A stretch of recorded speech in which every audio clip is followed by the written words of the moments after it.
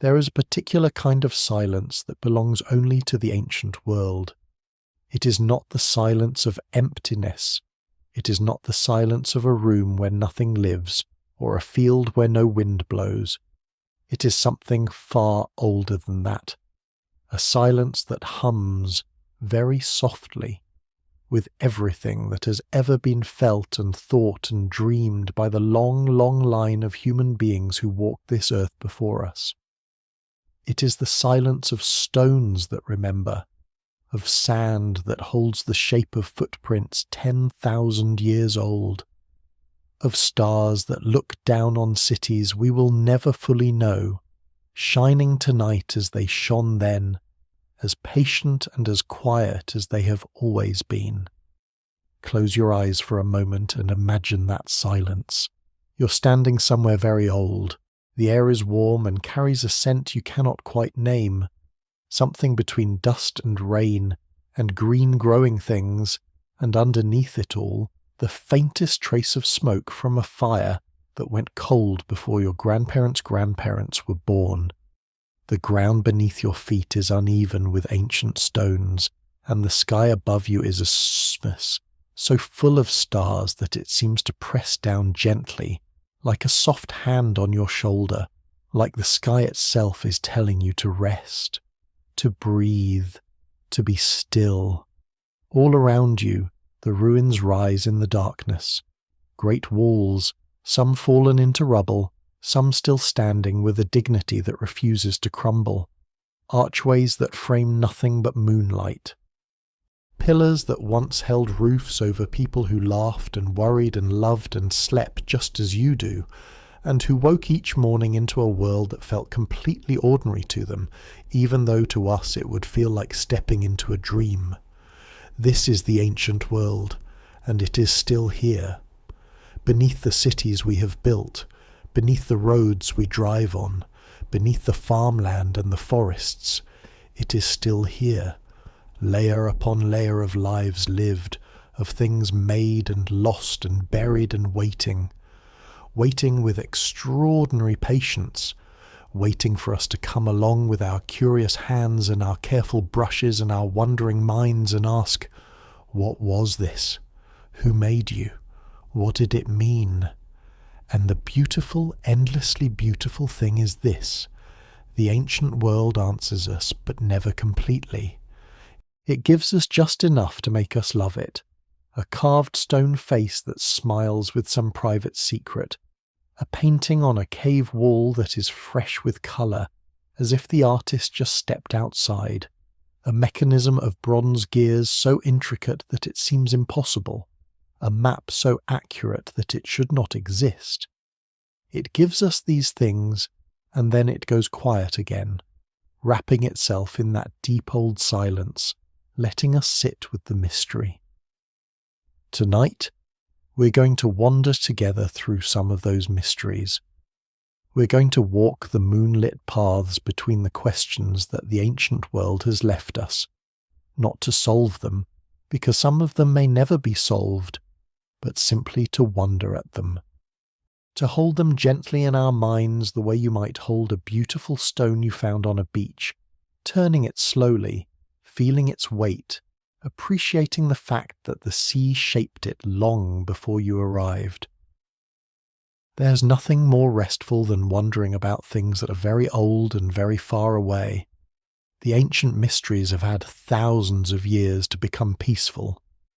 Whatever urgency they once held has long since dissolved into something quieter, into curiosity, into awe, into the particular sweetness of a question that has no answer yet. Tonight, those questions are ours to carry lightly, like lanterns in the dark. So settle in. Let your body soften into wherever you are resting. Feel the weight of you, your shoulders, your hands, your feet, all gently releasing the day. The ordinary world, with all its noise and hurry, is very far away right now. You're somewhere much older, somewhere that asks nothing of you except that you breathe and listen and let your mind drift through the centuries like a leaf on a slow, warm river. The stars are out tonight. They're the same stars that shone above the builders of the pyramids, above the Greek sailors who found the impossible machine at the bottom of the sea, above the Nazca people who drew their great silent animals in the desert. Those people looked up at exactly the stars you're under tonight, and they wondered too. They wondered perhaps more urgently than we do, because for them the universe was fresher, less mapped, more terrifyingly and beautifully unknown. But we share something with all of them. We share this, the capacity to look at something we do not understand and feel, instead of fear, a deep and peaceful wonder, the capacity to say, I do not know, and to find that not knowing beautiful. The wind moves, the stars burn, and the old world breathes. Let it carry you now, gently, through its most enduring secrets. Think for a moment about how old the questions are. Not just the questions we're going to explore tonight, the specific puzzles of specific objects and places, but the deeper question underneath all of them. The question that has been asked in every language that has ever been spoken, on every shore and plain and mountain that has ever supported human life. What does it mean to be here? What is this world? Where did it come from, and where is it going, and where do we fit in the middle of it all? These are the questions the ancient world was asking when it built its pyramids and carved its stones and drew its lines across the desert floor. Not in the abstract philosophical way we tend to ask them now, in books and lecture halls, with our careful terminology and our critical distance. They were asking them in the most immediate, practical, urgent way, in the way of people who needed answers because the world was big and mysterious, and they were small inside it, and the only comfort available was the comfort of making something that was larger than themselves, something that reached toward the sky or the stars or the underground rivers where the gods were said to live. And so they built. They drew. They wrote in alphabets we cannot read. They arranged stones with a precision that still confounds us.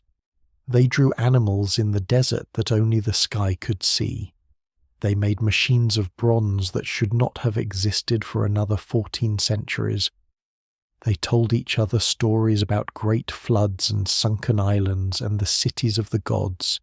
And some of those stories are so old they come from a time before the words for the stories existed, carried in human memory through countless generations of telling, wearing smooth as river stones, until they reached the writers who first put them down. All of this was going on, continuously, in every corner of the world for tens of thousands of years, not just in Egypt and Greece and Mesopotamia, the civilizations we tend to think of as the ancient world, but in Peru and China and Mexico and India and Ireland and Turkey and Cambodia and the Amazon basin and the islands of the Pacific and the high Andean plateau and the river valleys of Africa and the frozen far north. The ancient world was not a single place or a single story. It was 10,000 overlapping stories, told simultaneously in languages that could not speak to each other, about the same enormous questions, arriving at answers both wildly different and, at the deepest level, remarkably similar. The deep level is this: the world is bigger than we understand. There are things in it that we did not make and cannot fully control. These things matter enormously, and it is our job as human beings to approach them with the right combination of reverence and curiosity, to honour what we do not know without letting it terrify us, to seek what we can understand without imagining that understanding will ever be complete. This is what the ancient world knew, and this is what the mysteries teach us, if we let them. Not the specific answer to any specific puzzle, but the broader wisdom that comes from sitting with questions that are larger than you in the quiet dark and finding that the not knowing is itself a kind of home. So let the night hold you. Let the ancient world breathe around you, and let these stories begin. We begin where the mysteries are oldest and grandest and perhaps the most serene in all their mystery. We begin in Egypt, in the desert, under a sky so clear and dark it seems almost violet, where the pyramids rise from the sand like answers to questions no one knows how to ask. The Great Pyramid of Giza stands at the edge of the Sahara Desert, and it has been standing there for approximately 4,500 years. 4,500 years. Breathe that in. When the Great Pyramid was already 1,000 years old, Homer had not yet written the Iliad. When it was 2,000 years old, Julius Caesar was still centuries in the future. When it was 3,000 years old, Shakespeare had not yet been born. Tonight, as you rest, it stands in the darkness of the Egyptian desert, and it has seen more of human history than any other structure on the surface of the earth. It is built from approximately 2.5 million stone blocks, each weighing between 2 and 80 tons. The total weight of the structure is estimated at around 6 million tons. The base covers an area of roughly 13 acres. You could fit 10 football fields on its foundation. It was the tallest human-made structure on Earth for nearly 4,000 years, from the moment it was completed until the 14th century, when the Lincoln Cathedral in England finally rose a little higher. These numbers are extraordinary, but the numbers are not what makes the Great Pyramid mysterious. What makes it mysterious is the precision. The 4 base sides of the Great Pyramid are aligned with the 4 cardinal directions, north, south, east, and west, with an accuracy that modern surveyors have measured at a deviation of less than 1/20th of a single degree.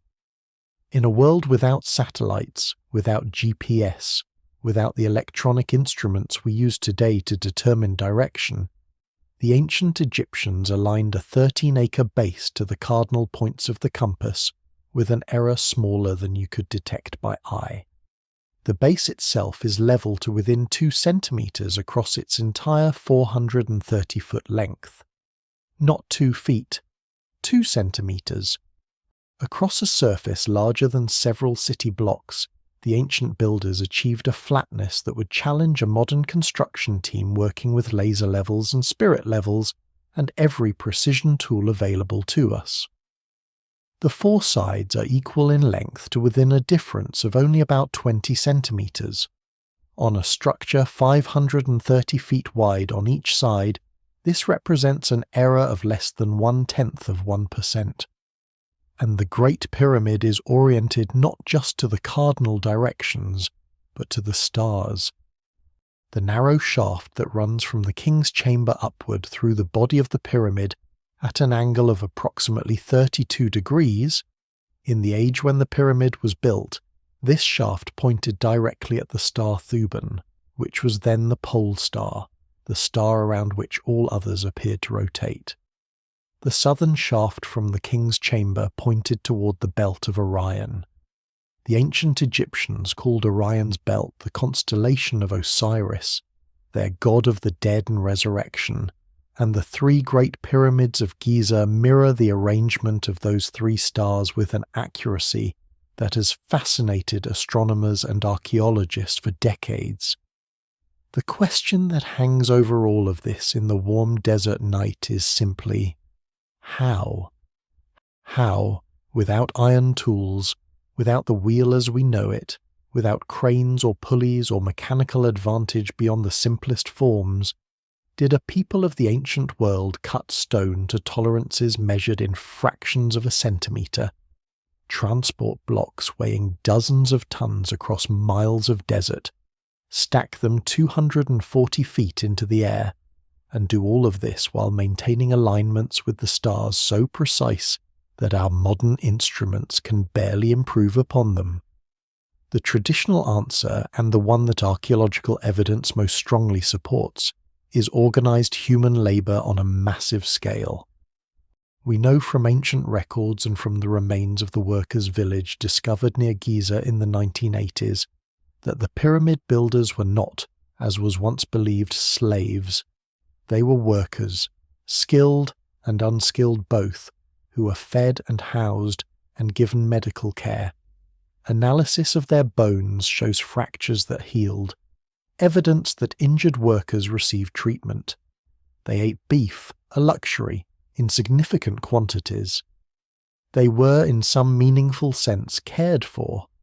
The workforce is estimated at around 20,000 workers at any given time, working in rotating teams. Graffiti left by work gangs survives in some of the internal blocks.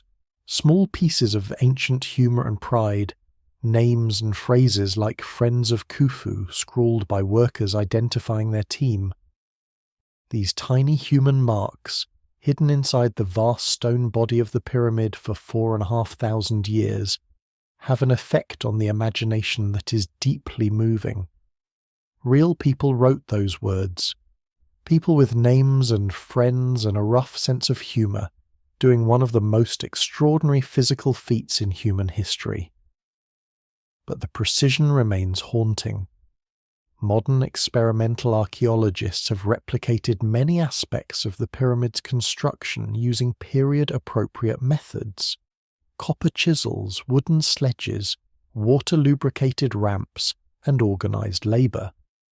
These experiments have shown that the work was possible, but they have also shown how incredibly difficult it would have been, and they have not fully resolved every question about the methods. Inside the Great Pyramid, the mysteries deepen further. The king's chamber sits at the heart of the pyramid, its ceiling constructed from massive granite beams, each weighing around 45 tons.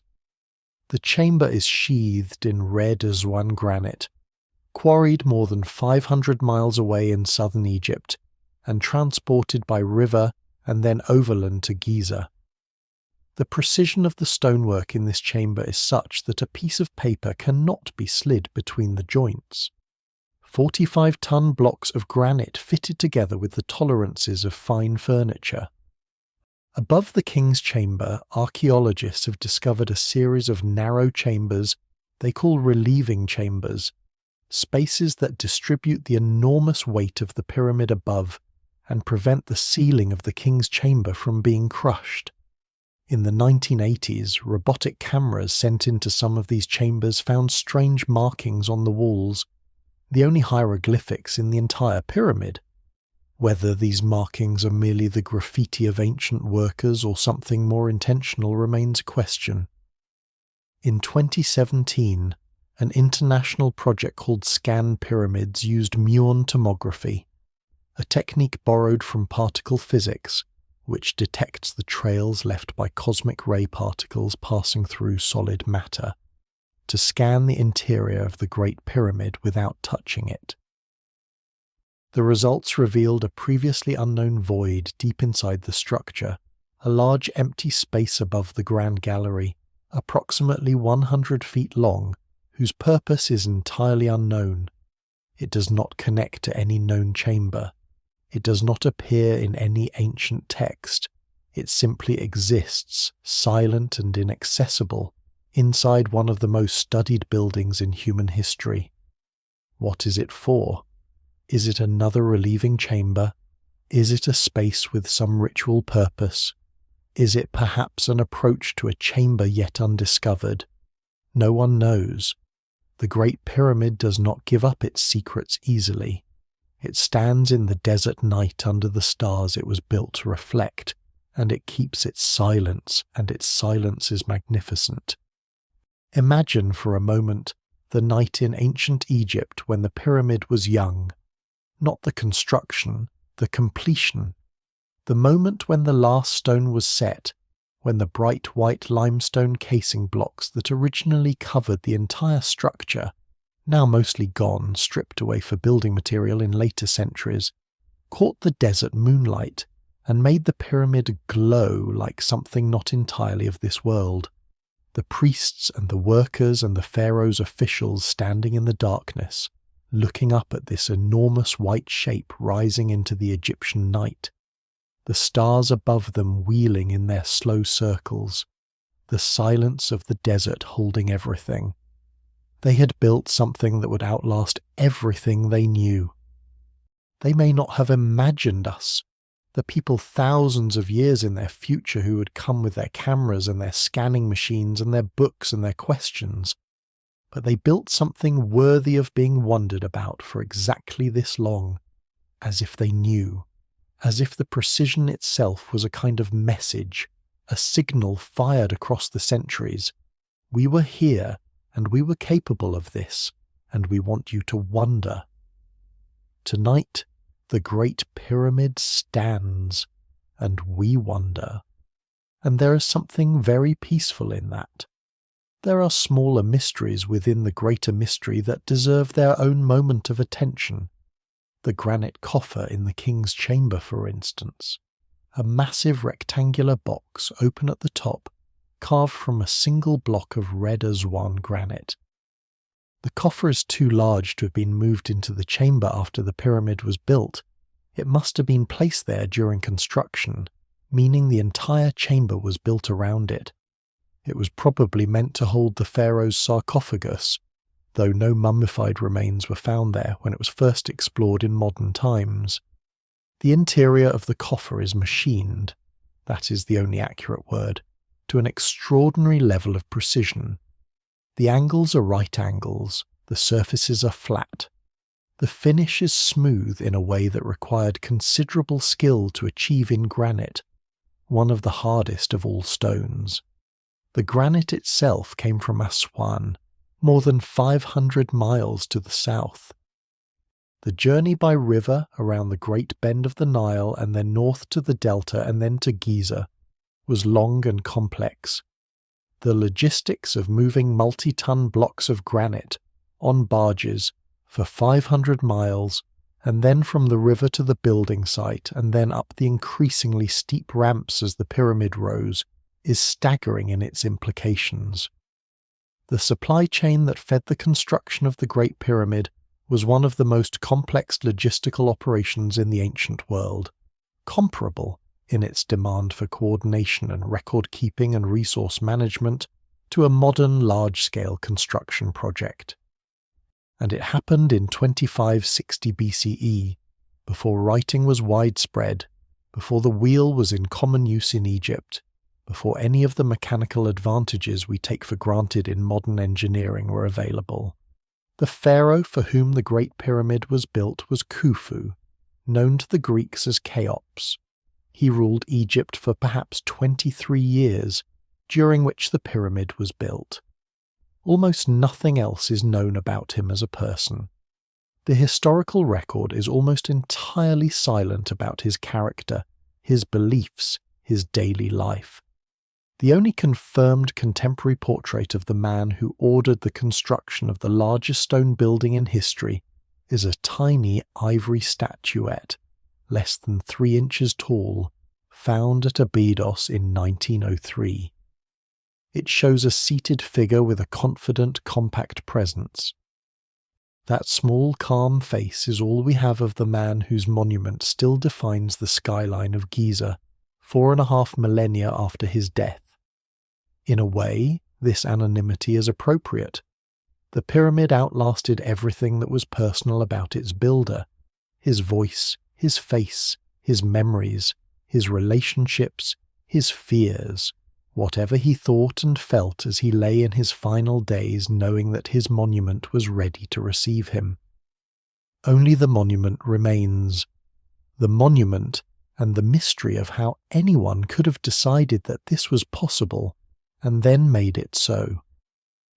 Not far from Egypt, in the warm waters of the Mediterranean, there once sailed a Greek merchant ship on a route between islands, carrying among its cargo something extraordinary that no one aboard would have fully understood, or perhaps they did understand, and understood it as precious beyond measure, a treasure among their amphorae of wine and their ingots of metal, and their passengers bound for distant shores. We do not know exactly when the ship sank. Sometime around 70 to 60 BCE, most scholars believe, a little more than 2,000 years ago in the late spring or early summer, in weather that may have turned suddenly violent in that changeable sea. The ship went down near the island of Antikythera, a small Greek island that sits between the Peloponnese and Crete, and it took with it all its cargo and all its secrets, and whatever stories the crew might have told, settling into the darkness of the sea floor where it rested for nearly 2 millennia.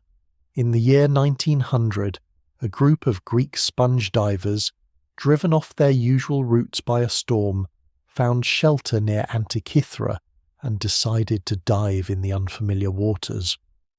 What they found changed our understanding of the ancient world. The wreck lay in about 45 meters of water, deep enough to have preserved it from casual discovery, shallow enough to be reached by the free divers of the early 20th century.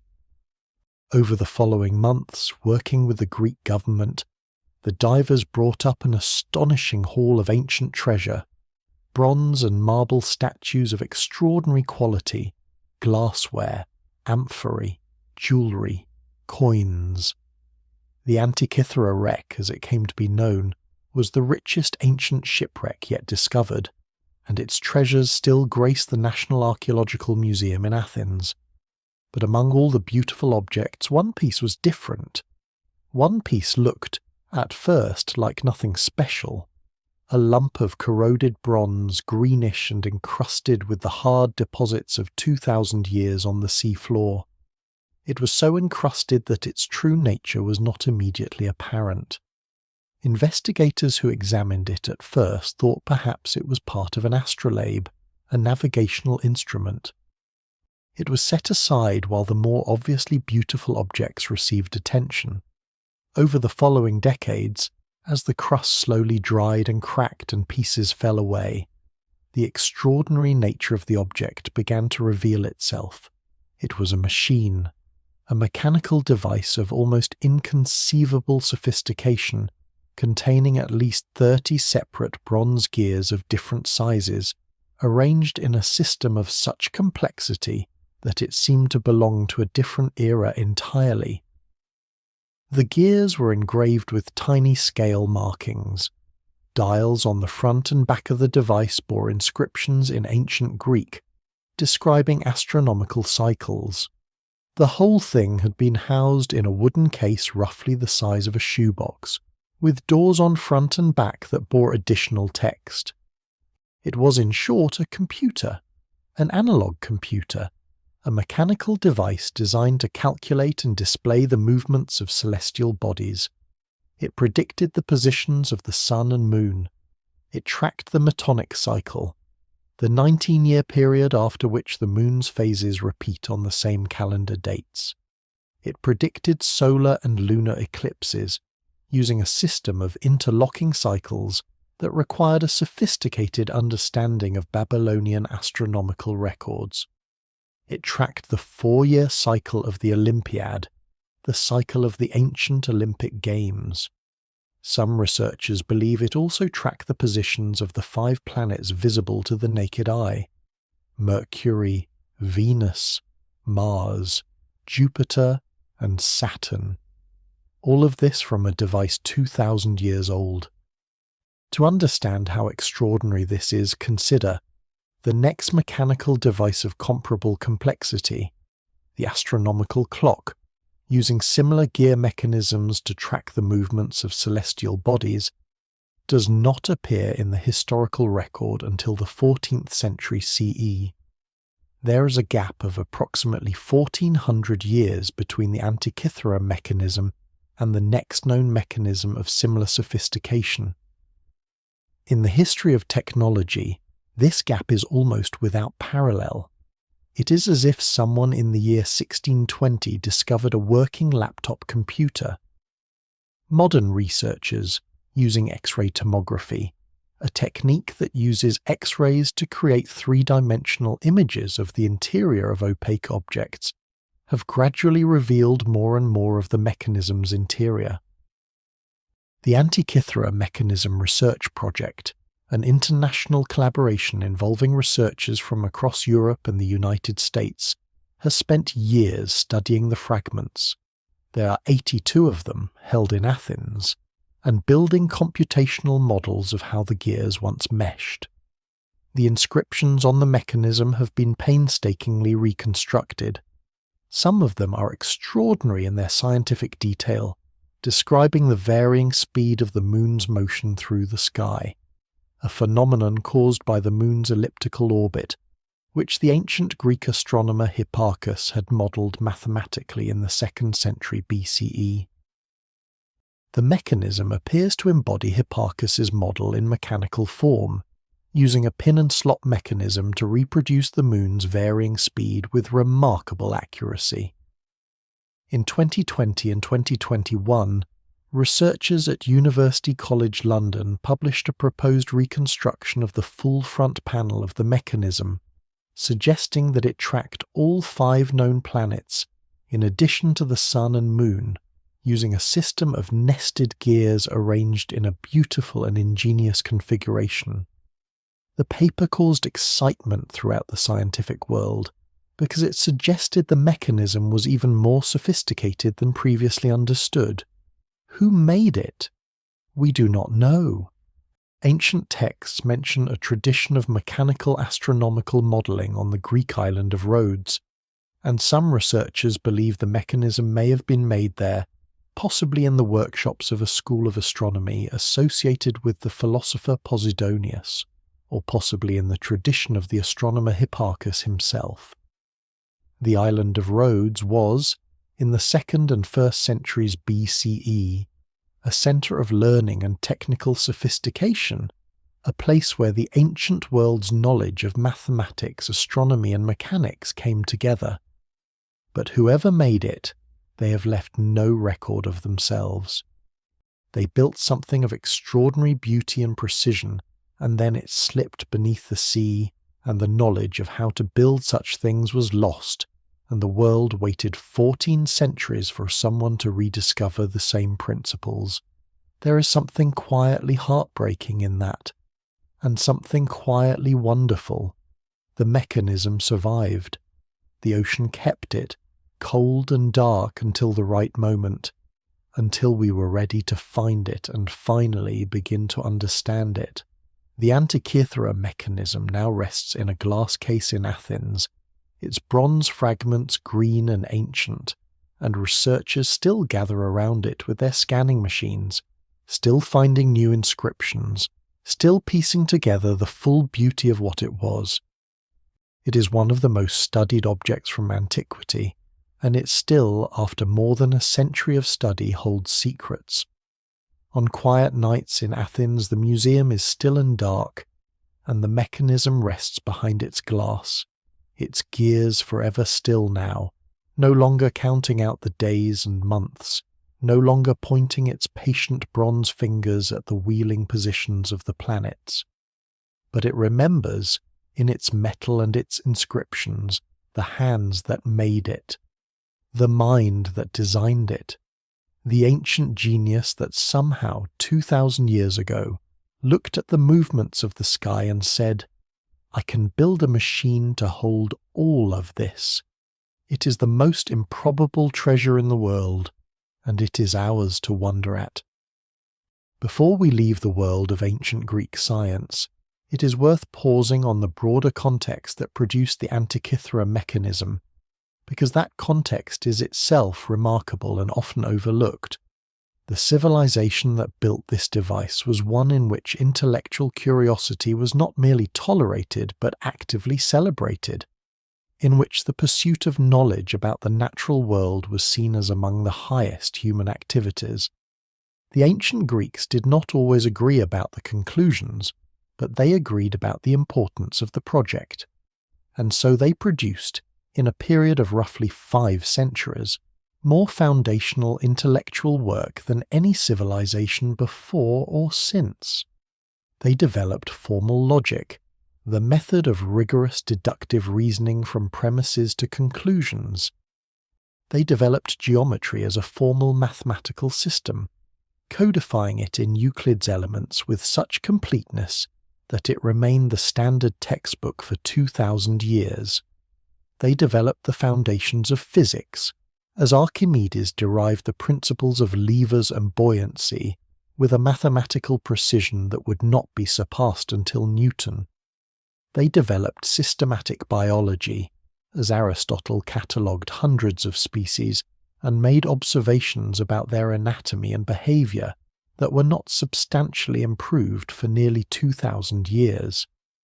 They developed history as a discipline, as Thucydides attempted to write an account of the Peloponnesian War based on evidence and testimony rather than myth.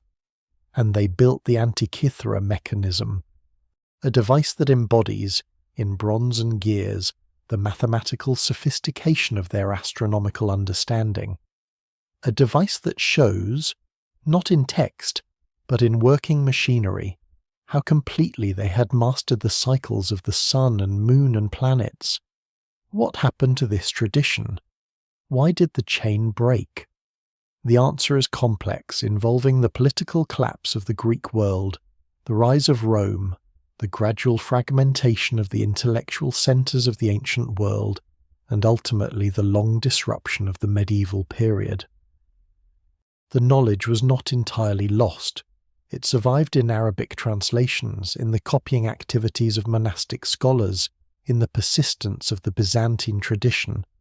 But the living tradition of active investigation, the culture in which a craftsman in Rhodes could build a mechanical computer, was disrupted for more than 1,000 years.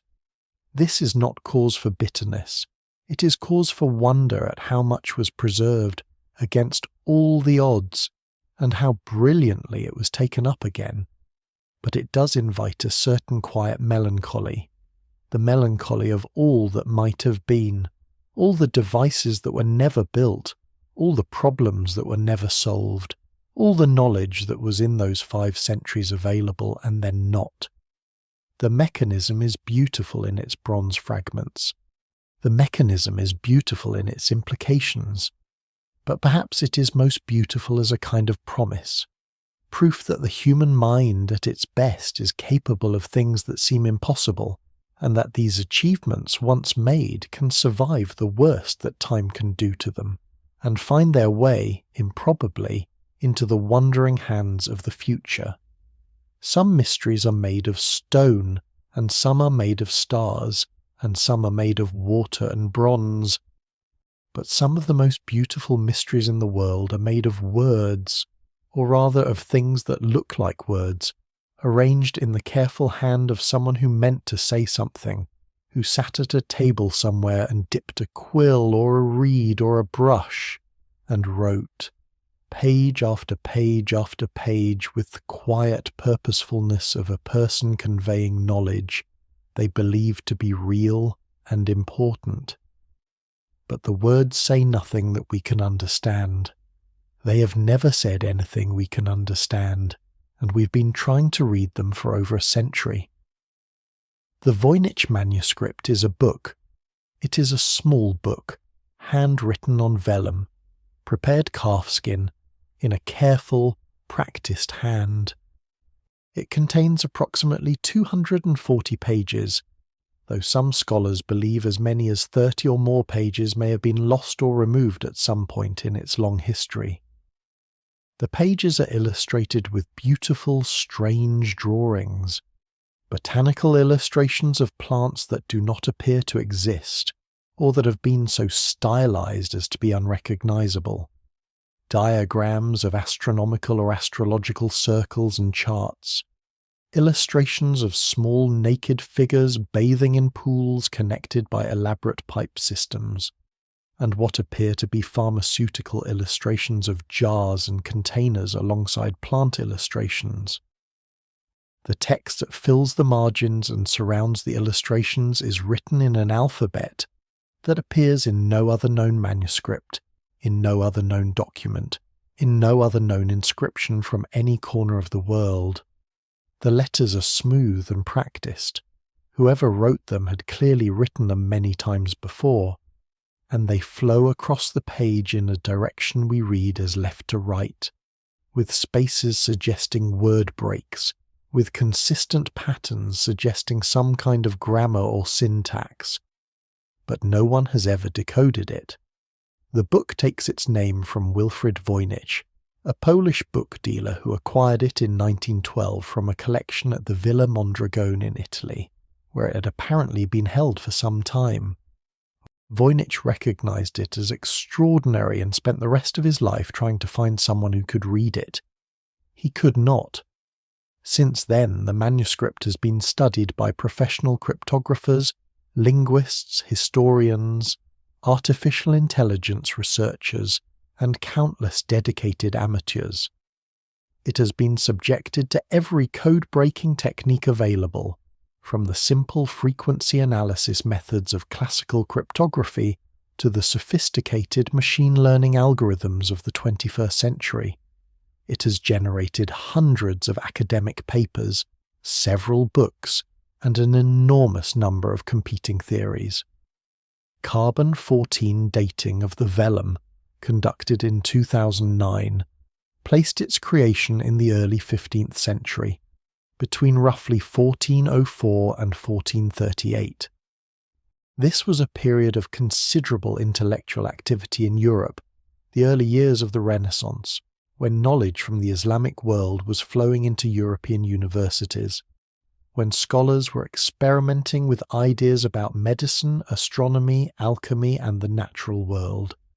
Many researchers believe the manuscript is likely a European work from this period, possibly related to one of these intellectual traditions.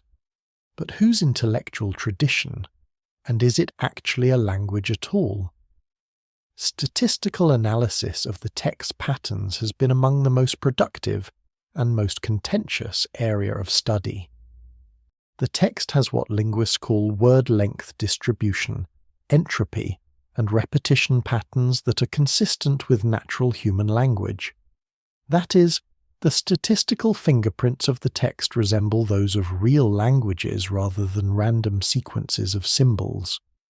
This suggests that if it is a code or cipher, it is a very sophisticated one that somehow preserves the statistical properties of language while concealing meaning. Or it suggests that it actually is a language, perhaps one invented by the author or perhaps one never before recorded.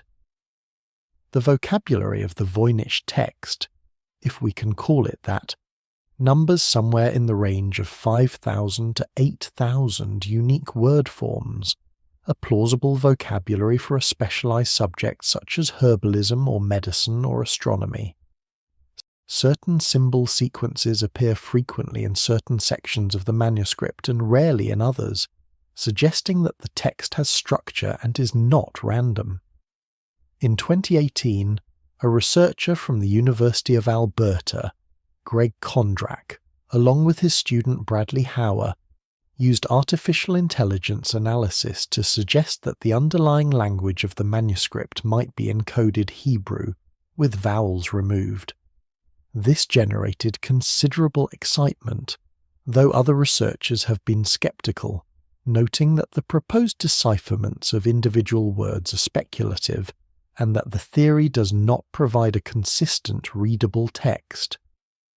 Other theories over the decades have included that the manuscript is written in a purely invented language, that it is an elaborate hoax created by Voynich himself or by a medieval forger to deceive a wealthy buyer, that it is a form of steganography in which the actual message is hidden not in the text itself but in some other feature, such as the arrangement of symbols or the drawings, that it is a natural language from an obscure dialect or region, possibly from Central Asia or the Americas, and that it describes some form of esoteric or alchemical knowledge in a deliberately obscured form to protect it from persecution. The hoax theory, interestingly, has been largely discredited by statistical analysis. The text's statistical properties are so consistent with natural language and so difficult to reproduce deliberately that it seems highly unlikely to be random nonsense. Someone went to extraordinary lengths to write it, with great care and consistency. Whatever it is, it means something to its author. The botanical illustrations are haunting. Dozens of pages are filled with drawings of plants, roots, stems, leaves, flowers, rendered in a style that suggests genuine familiarity with the subject, the drawings of someone who has examined plants carefully and tried to record what they saw. But the plants themselves cannot be confidently matched to any real species. Some researchers have suggested they might be composite drawings, combining features of multiple real plants. Others suggest they might be accurate depictions of plants from a region whose flora was unfamiliar to European botanists. A few scholars have proposed that some of the plants might be identified as New World species, plants that were unknown in Europe before the voyages of Columbus, which, if true, would be extraordinary since the manuscript's vellum predates Columbus by several decades. One section of the manuscript is particularly strange. It shows small, naked human figures, apparently women, bathing in elaborate pools and fountains connected by tubular channels, some clearly labelled with what appear to be words or annotations. The bodies of water in which they float glow with a green or blue ink. What is this? Medical bathing diagrams, alchemical processes, the illustrations of some cosmological theory? The figures seem peaceful, unhurried, their round faces expressionless or gently smiling, floating in their inexplicable blue waters. In the Yale Benecke Rare Book and Manuscript Library, where the Voynich manuscript has been held since 1969, the book rests in careful preservation, its pages fragile but intact after 6 centuries. Researchers come to study it, to handle its pages with gloved hands, to photograph its illustrations under different lights, and none of them can read it. There is something both frustrating and deeply peaceful about the Voynich manuscript. It is a message in a bottle from 600 years ago, written by someone who clearly had things to say, detailed, careful, illustrated things, and the bottle has arrived, intact, and we cannot open the cap. The message is sealed inside, patient, undisturbed, willing to wait as long as we need. Perhaps it will wait forever. Perhaps one day someone will find the key. Both possibilities feel somehow right for something so strange and so beautiful. Turn south now, in your mind's wandering far south, past the equator and into the dry highlands of southern Peru, where one of the most spectacular and most inexplicable ancient achievements on the surface of the earth covers the desert floor in enormous silence. The Nazca Desert is one of the driest places on earth. Rain falls here perhaps a dozen times in a century. The winds, when they come, are steady and predictable, and the temperature rarely changes dramatically from day to day, or even season to season. The Nazca Desert is, in a meaningful sense, a natural preservation chamber, a place where things left on the surface thousands of years ago will still be there, largely unchanged when we come to look at them. This quality of the desert was not lost on the Nazca people. Between roughly 500 BCE and 500 CE, a period of approximately 1,000 years, the Nazca people created on the surface of the desert one of the most extraordinary artistic works in human history. They created the Nazca lines. The lines are not scratched into rock. They are made by a deceptively simple technique, the removal of the reddish-brown iron oxide-coated pebbles that cover the desert surface to reveal the yellowish-white ground beneath. The contrast between the two surfaces creates clear, sharp-edged lines and shapes that have endured for 2,000 years in the dry air. Some of the lines are just that, lines, perfectly straight lines, running across the desert floor for miles without deviation, crossing hills, running up slight inclines without any adjustment, maintaining their absolute straightness across terrain that varies in contour and composition. Some of these lines are so precisely straight that they exceed what a team of modern surveyors working with their instruments would casually achieve. How the Nazca people maintained this precision across distances of 3 to 5 miles, across rolling terrain, without any instrument we know of, is itself a mystery. But the lines are the less famous part of what the Nazca people created. The more famous part are the geoglyphs, the figures. There is a hummingbird, its wings spread wide, its long bill extending, rendered in a single unbroken line nearly 93 meters across.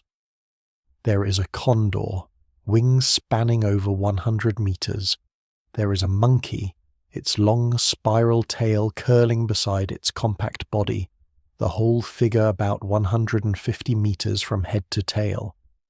There is a spider, delicate and precise, every leg rendered with care. There are fish, flowers, a dog, a llama, a killer whale. There is a human figure, sometimes called the astronaut because of its strange upright posture and apparent helmet, looking out from the side of a hill. There are trees and seabirds and what appears to be a pair of hands. All of these figures are drawn with a single continuous line that rarely crosses itself, a feat of planning that would be impressive enough in a studio, but which was accomplished on a desert surface covering hundreds of square miles. And then there is this. The figures can only be seen in their entirety from the air. From the ground, standing at the edge of a geoglyph, you see a line. You see a slight trench in the desert surface, the reddish pebbles cleared away to reveal the pale earth beneath. You can walk along it, and perhaps you can tell that you're walking along a curve, or a straight line, or a line that turns. But you cannot see the monkey, you cannot see the condor, you cannot see the spider. The figures only become visible, clear, unmistakable, beautiful, when seen from several hundred feet in the air. The Nazca people had no aircraft. This is the central puzzle of the Nazca lines, and it has generated more wild speculation than perhaps any other ancient mystery. How could a people who could not fly have spent centuries creating images that were only meaningful from the air? Why would they do this? The most dramatic theory, advanced most forcefully in the 1968 book Chariots of the Gods by Erich von Däniken, is that the lines were created for, or by, extraterrestrial visitors, serving perhaps as landing strips or signals. This theory has never had any support among professional archaeologists or anthropologists, and the evidence against it is considerable. The lines are not suitable landing strips. They are shallow scrapes in the desert surface, not hardened runways, and they would not support the weight of any aircraft.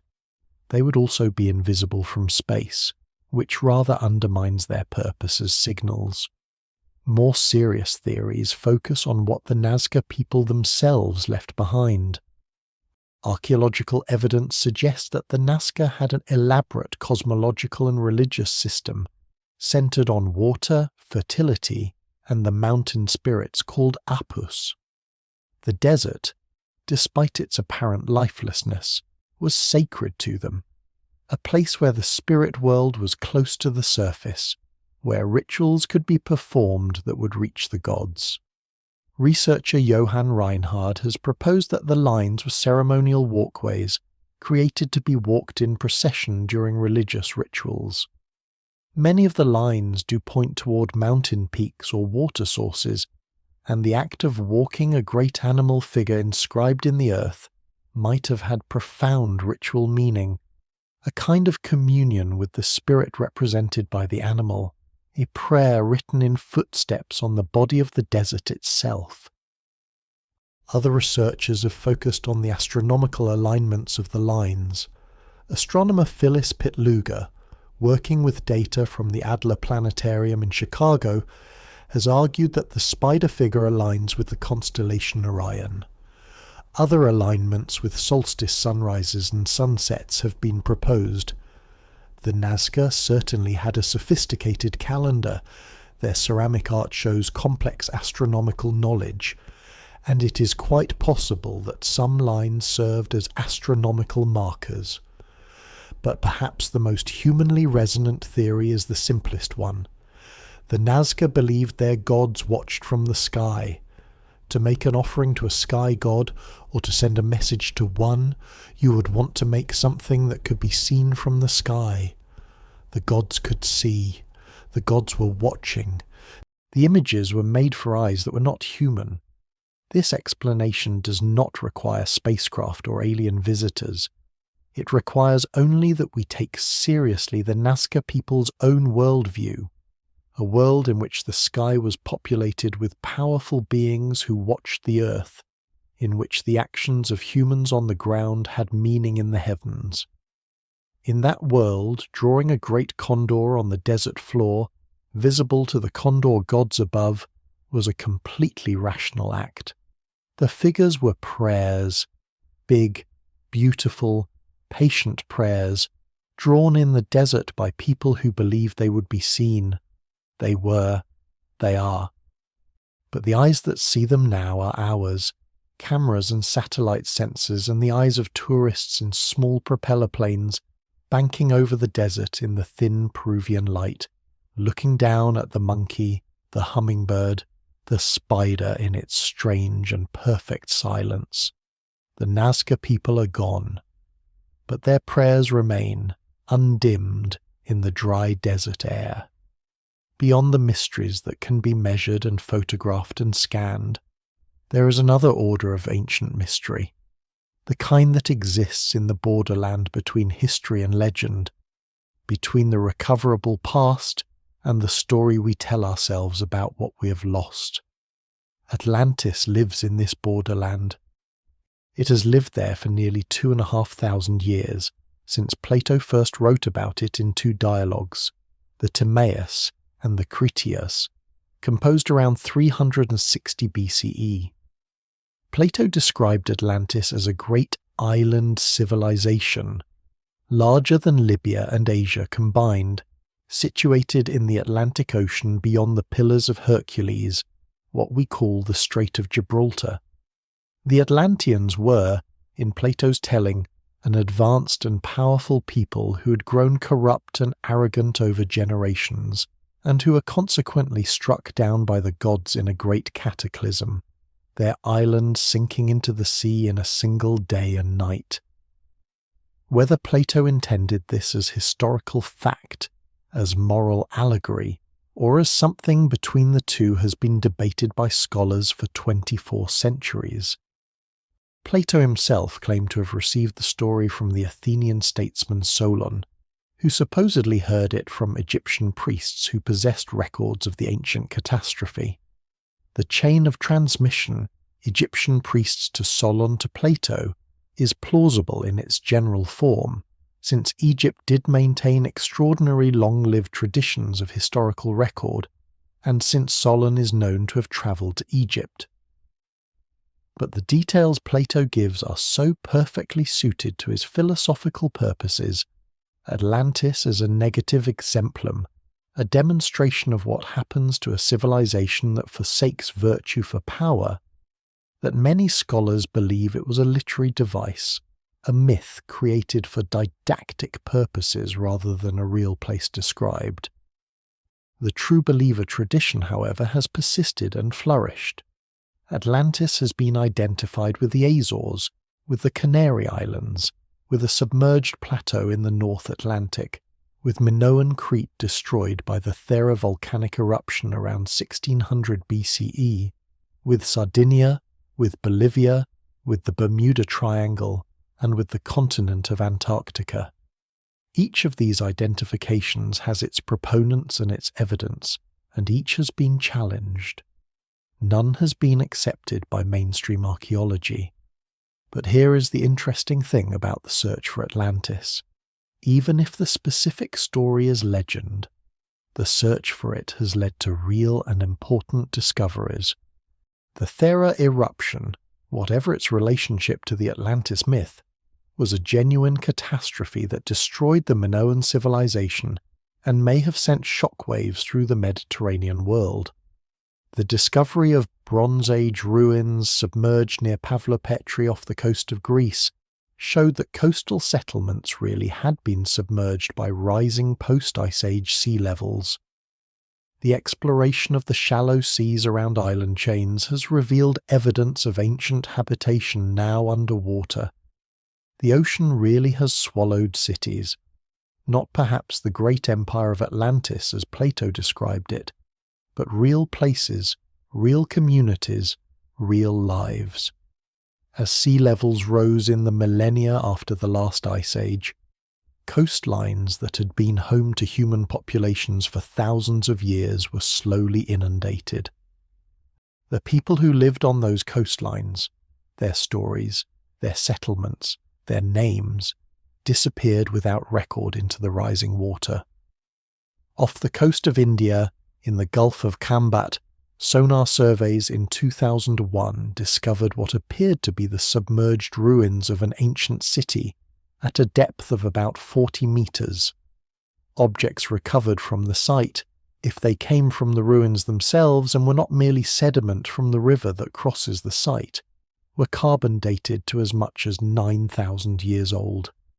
If genuine, this would make the Khambat site the oldest urban settlement ever discovered, predating the Sumerian cities by thousands of years. The find remains controversial. Some researchers believe the apparent ruins are natural geological formations, but it has not been definitively refuted. Near the Japanese island of Yonaguni, a Japanese diving instructor named Kihachiro Arataki discovered in 1987 a series of striking underwater formations.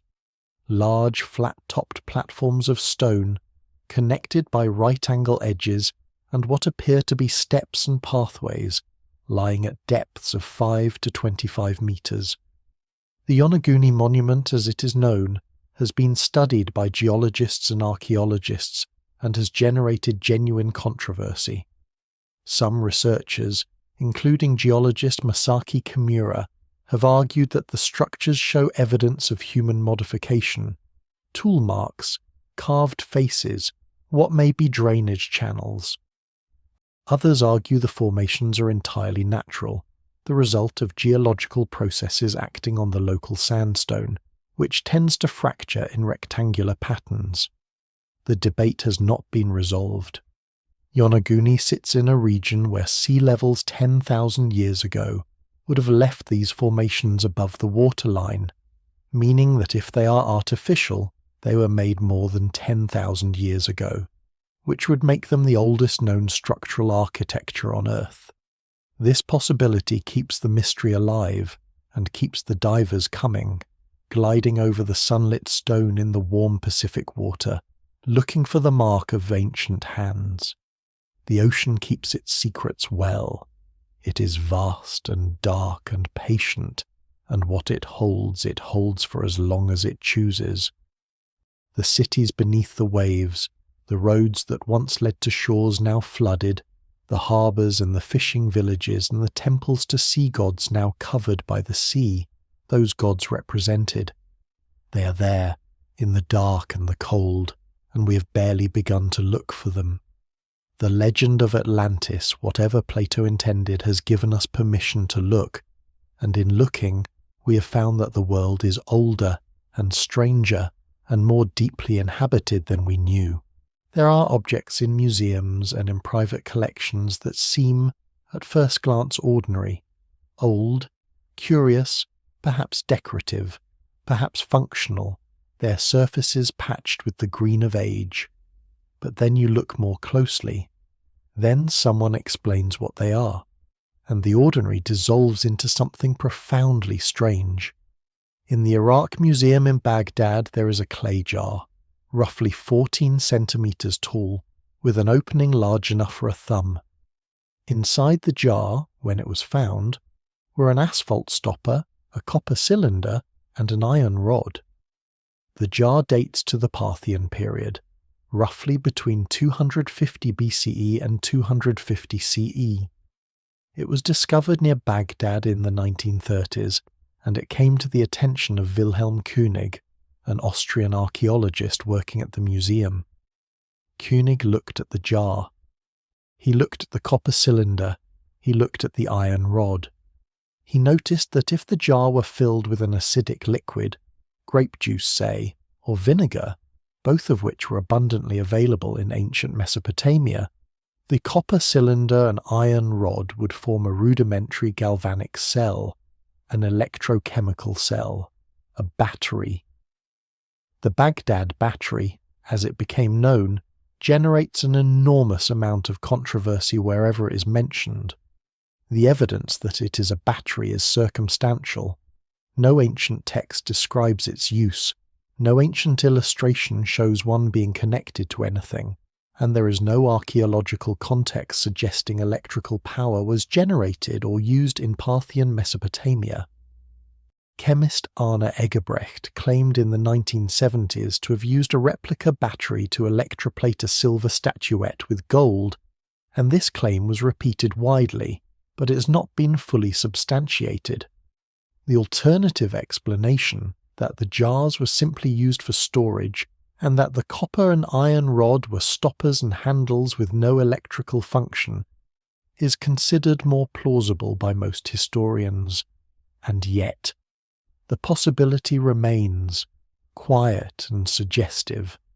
The possibility that someone 2,000 years ago discovered that certain combinations of metals and liquids produced a small, persistent flow of something invisible and interesting. If they did, what did they do with it? Did they notice a tingling on the tongue? Did metalwork take on a different quality when objects were immersed near the metal combination? Did the priests of some ancient temple use small electrical effects in rituals? The mysterious tingle of a hidden current, the slight metalworking advantage of a weak electrochemical process, without fully understanding what they had stumbled upon. We do not know. The jar sits in the museum, patient in its ancient clay, and does not say. There is another document that does not say what it should not be able to say, and it is one of the most unsettling pieces of paper in the history of cartography. The Piri Reis map was drawn in 1513 by an Ottoman admiral and cartographer named Piri Reis. It is drawn on gazelle skin in exquisite detail, and it shows the western coast of Africa, the eastern coast of South America, and, apparently, a large landmass at the bottom, in roughly the position of Antarctica. Antarctica was not officially discovered until 1820. The Piri Reis map has generated enormous interest for this reason. How could a cartographer in 1513 have known about a continent that would not be found for 3 more centuries?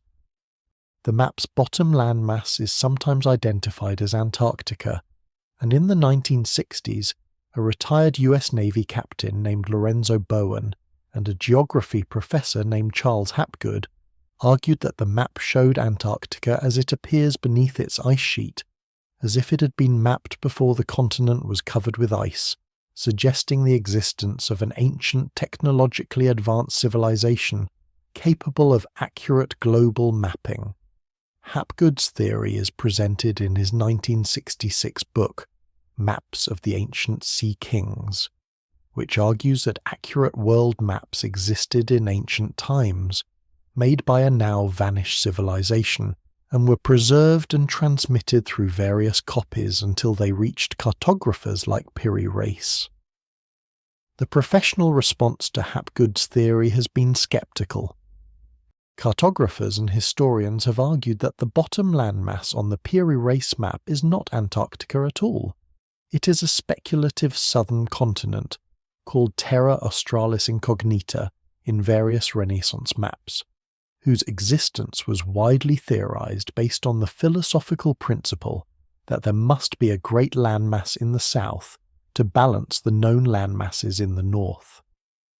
This speculative continent appears on many European maps of the period, in roughly similar positions, even though none of these cartographers had any direct knowledge of the continent. Piri Reis, it is argued, simply incorporated this theoretical landmass, and the resemblance to Antarctica is coincidental, and yet the precise coastline correspondences that Hapgood identified have never been entirely dismissed. Some features of the map's bottom coast do resemble features of the Antarctic coastline in intriguing ways. Whether these resemblances are meaningful or coincidental remains genuinely an open question. Piri Reis himself noted in the margins of his map that he had drawn on older source maps, some of which he identified as ancient. The ancient world did, genuinely, possess geographical knowledge that was later lost and had to be rediscovered. The ancient Greek geographer Eratosthenes accurately calculated the circumference of the Earth in the 3rd century BCE using nothing but geometry and the positions of shadows. The ancient Polynesian navigators crossed the Pacific using star maps and ocean current knowledge that remains in some ways incompletely understood by modern historians. What was known and mapped in the ancient world, and what was lost, and what might still be waiting to be rediscovered in the margins of old manuscripts. These are real questions, and the Piri Reis map gives them a particular haunting urgency. In the Zhejiang province of eastern China, in the year 1992, a man named Wu Anai was draining a pond near the village of Longyu when the pumps revealed something unexpected. As the water level dropped, the outlines of an opening became visible. An opening in the rock, leading into something man-made and vast and clearly very old. Wu Anai climbed inside. He found himself in a cave. No, not a cave, a chamber. A great carved chamber, its walls and ceiling and floor all clearly shaped by human hands, covered from floor to ceiling with a fine, parallel chisel pattern that gave the entire space a textured, almost woven appearance. The chamber had a high arched ceiling, supported by stone columns left in place during the carving. It felt, despite its age, like a room, a designed space, a deliberate creation. There were more. As the drainage work continued and as other ponds in the area were drained, more chambers were found. Eventually, 36 chambers were discovered in close proximity, all apparently dating to the Qin dynasty, roughly 2,200 years ago. Together, the Longyu Caves represent one of the largest underground stone structures in the ancient world, an excavated volume of stone comparable in scale to the 5 large chambers of the Great Pyramid. No ancient document mentions them. No Chinese historical record from the Qin dynasty or any subsequent period describes them. No ancient source explains why they were built, who built them, or what they were for. The caves are not natural formations modified by humans. They were carved from scratch, by human hands, out of solid siltstone. The parallel chisel marks covering every surface are remarkably consistent and follow a geometric pattern. The same pattern on the walls, the ceiling, the columns, and the floor. Whatever the carving was, it was clearly deliberate and systematic, carried out according to a design. What were they for? Storage is the most common practical suggestion. The caves would be cool, dark, and dry, ideal for certain types of goods. Military use has been proposed. Some researchers have suggested they were quarries from which building stone was extracted. But the scale of the operation, 36 chambers, carefully finished on every surface, with no extractable stone left behind, seems excessive for any purely practical purpose. The mystery of the Longyu Caves is compounded by their obscurity. While the pyramids and Stonehenge and the Nazca Lines have been studied by hundreds of researchers, the Longyu Caves remain relatively little known outside China, and the number of researchers who have systematically studied them is small. Their secrets are guarded by the very obscurity that followed them through 2,000 years of history. Not far from the Longyu Caves in terms of geographic region, though not in their mystery, are the stone spheres of Costa Rica, objects of such perfect, improbable roundness that they seem almost impossible, and whose origin and purpose remain, despite decades of study, genuinely unknown. The spheres were first described in detail in the 1930s and 1940s, when the United Fruit Company was clearing jungle in the Diqui Delta region of Costa Rica for banana plantations. Workers clearing the jungle encountered stone balls, ranging in size from a few centimetres to nearly 2.5 metres in diameter, with the largest weighing as much as 16 tons. The balls were not scattered randomly. Some were found in groups, aligned in geometric patterns, rows and triangles and curves. Many had clearly been moved from their original positions. Others seemed to be in their original context, arranged with clear intentionality. The spheres are made of granodiorite, a type of rock that is very hard and difficult to work. They are nearly perfectly round. Measurements of some of the larger spheres show diameters that vary by less than 2 centimetres across different measurements, a roundness that represents remarkable craftsmanship. They were made without metal tools. The cultures that created them had no metal technology, and without the wheel or any other known mechanical aid. How do you make a 16-ton rock nearly perfectly round with stone tools? The most common hypothesis is that the spheres were roughed out by percussion, then smoothed by abrasion with sand and smaller stones. The ball rotated carefully as the work progressed to maintain roundness. This is theoretically possible. But the scale of the operation, the hardness of the rock, the weight of the larger spheres, the precision of the finished product is extraordinary. The people who made the spheres were the Cherokee or Diquis culture, who flourished in Costa Rica between roughly 600 and 1000 CE, though some scholars push the dates earlier. They left behind no written records, no detailed art describing the sphere-making process, and no specific ritual context in which the sphere's purpose is clear. They may have been status symbols, the largest ones, requiring the most labour, perhaps marking the villages of important chiefs. They may have had astronomical or calendrical significance. They may have been purely decorative, expressions of cultural pride in extraordinary craftsmanship. Whatever they were, they are beautiful. Standing near one of the great spheres in the warm Costa Rican air, surrounded by the sounds of the jungle, you feel the presence of the hands that made it, not in any mystical sense, but in the plain, obvious sense that this enormous, perfect stone ball does not exist in nature. Someone made it.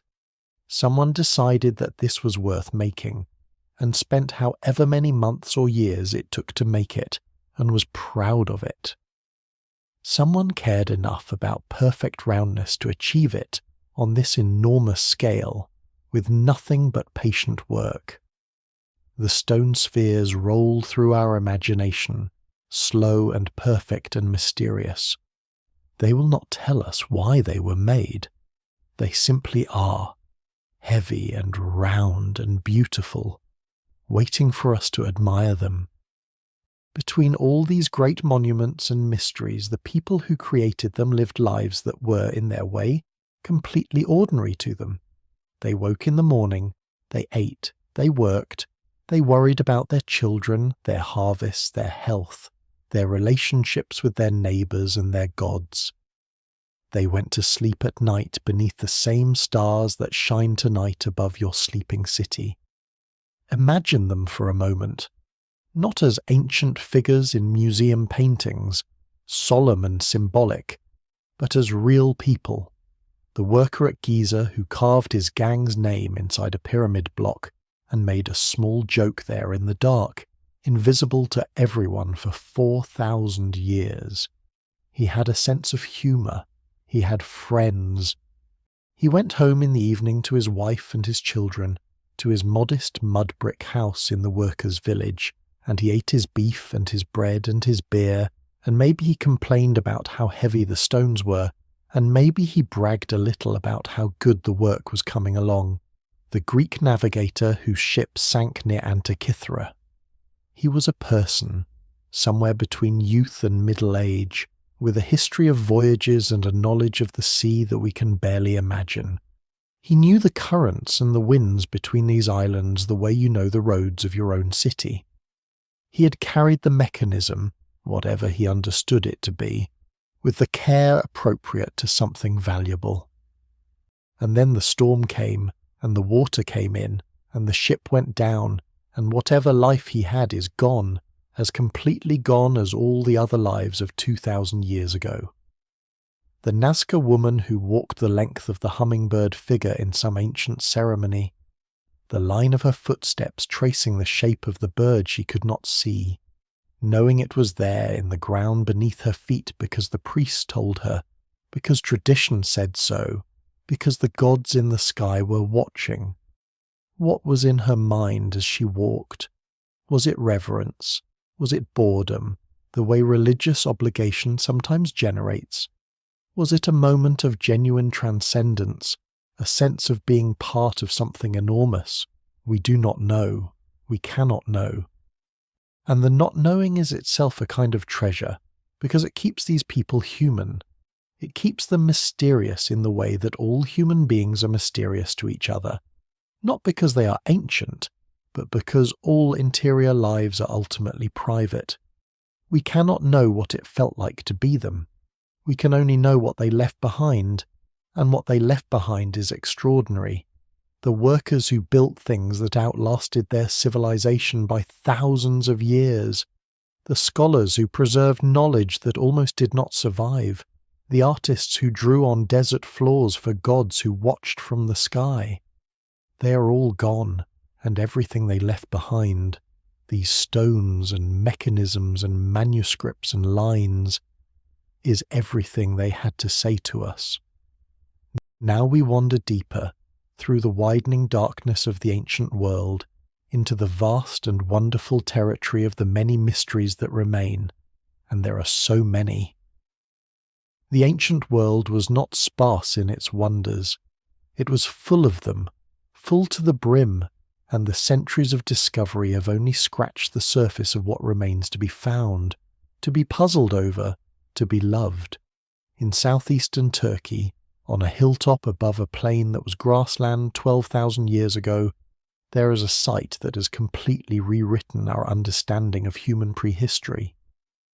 Göbekli Tepe, the name means Potbelly Hill in Turkish, was excavated beginning in 1994 by a German archaeologist named Klaus Schmidt, who recognized in the hillside carvings that locals had long noticed something that archaeology had never seen.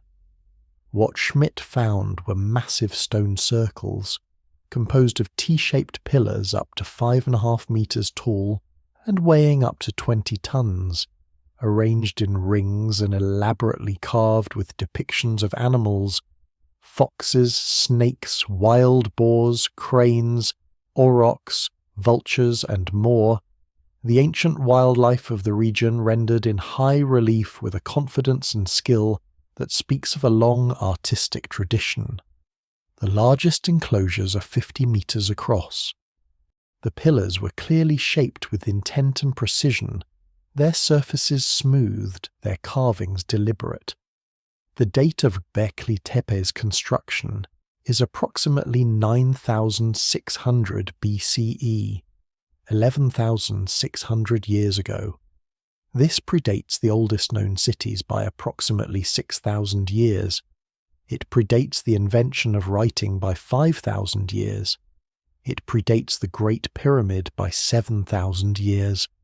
It predates Stonehenge by more than 6,000 years. At the time Göbekli Tepe was built, according to the conventional understanding of human prehistory, human beings were hunter-gatherers, nomadic peoples who moved with the seasons and their prey, who had not yet settled into villages, who had not yet developed agriculture, who were not yet capable of the organized, sustained effort required to quarry and transport and carve 20-ton stone pillars. Or so we thought. Göbekli Tepe suggests that we were wrong. That the conventional story, first agriculture, then settled villages, then monumental architecture, then religion and ritual, may be at least partly inverted. The evidence from Göbekli Tepe suggests that organized religion and the communal effort it can motivate may have preceded agriculture.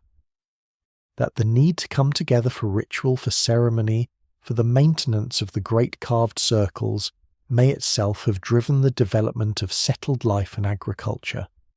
That religion, not food surplus, may have been the engine of civilization. This is a radical idea.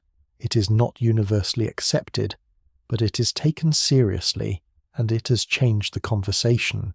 There is also this: Göbekli Tepe was deliberately buried. At some point around 8000 BCE, the enclosures were filled in with rubble, not by natural silting or collapse, but by human hands. The site was intentionally decommissioned, carefully and respectfully buried. Why? What ritual or social imperative led the people of the site to fill in these enormous enclosures? What did it mean to them to bury their most sacred place? We do not know, but the care of the burial suggests that the act was meaningful, a closing, an ending, a respectful farewell to something that had served its time. Only about 5% of the site has been excavated. The hill may hold as many as 20 more enclosures, waiting quietly in the dark Turkish earth. Whatever secrets Göbekli Tepe still holds, it is holding them carefully. In the dry plains of central China, in 1974, a group of farmers digging a well made one of the greatest archaeological discoveries of the 20th century.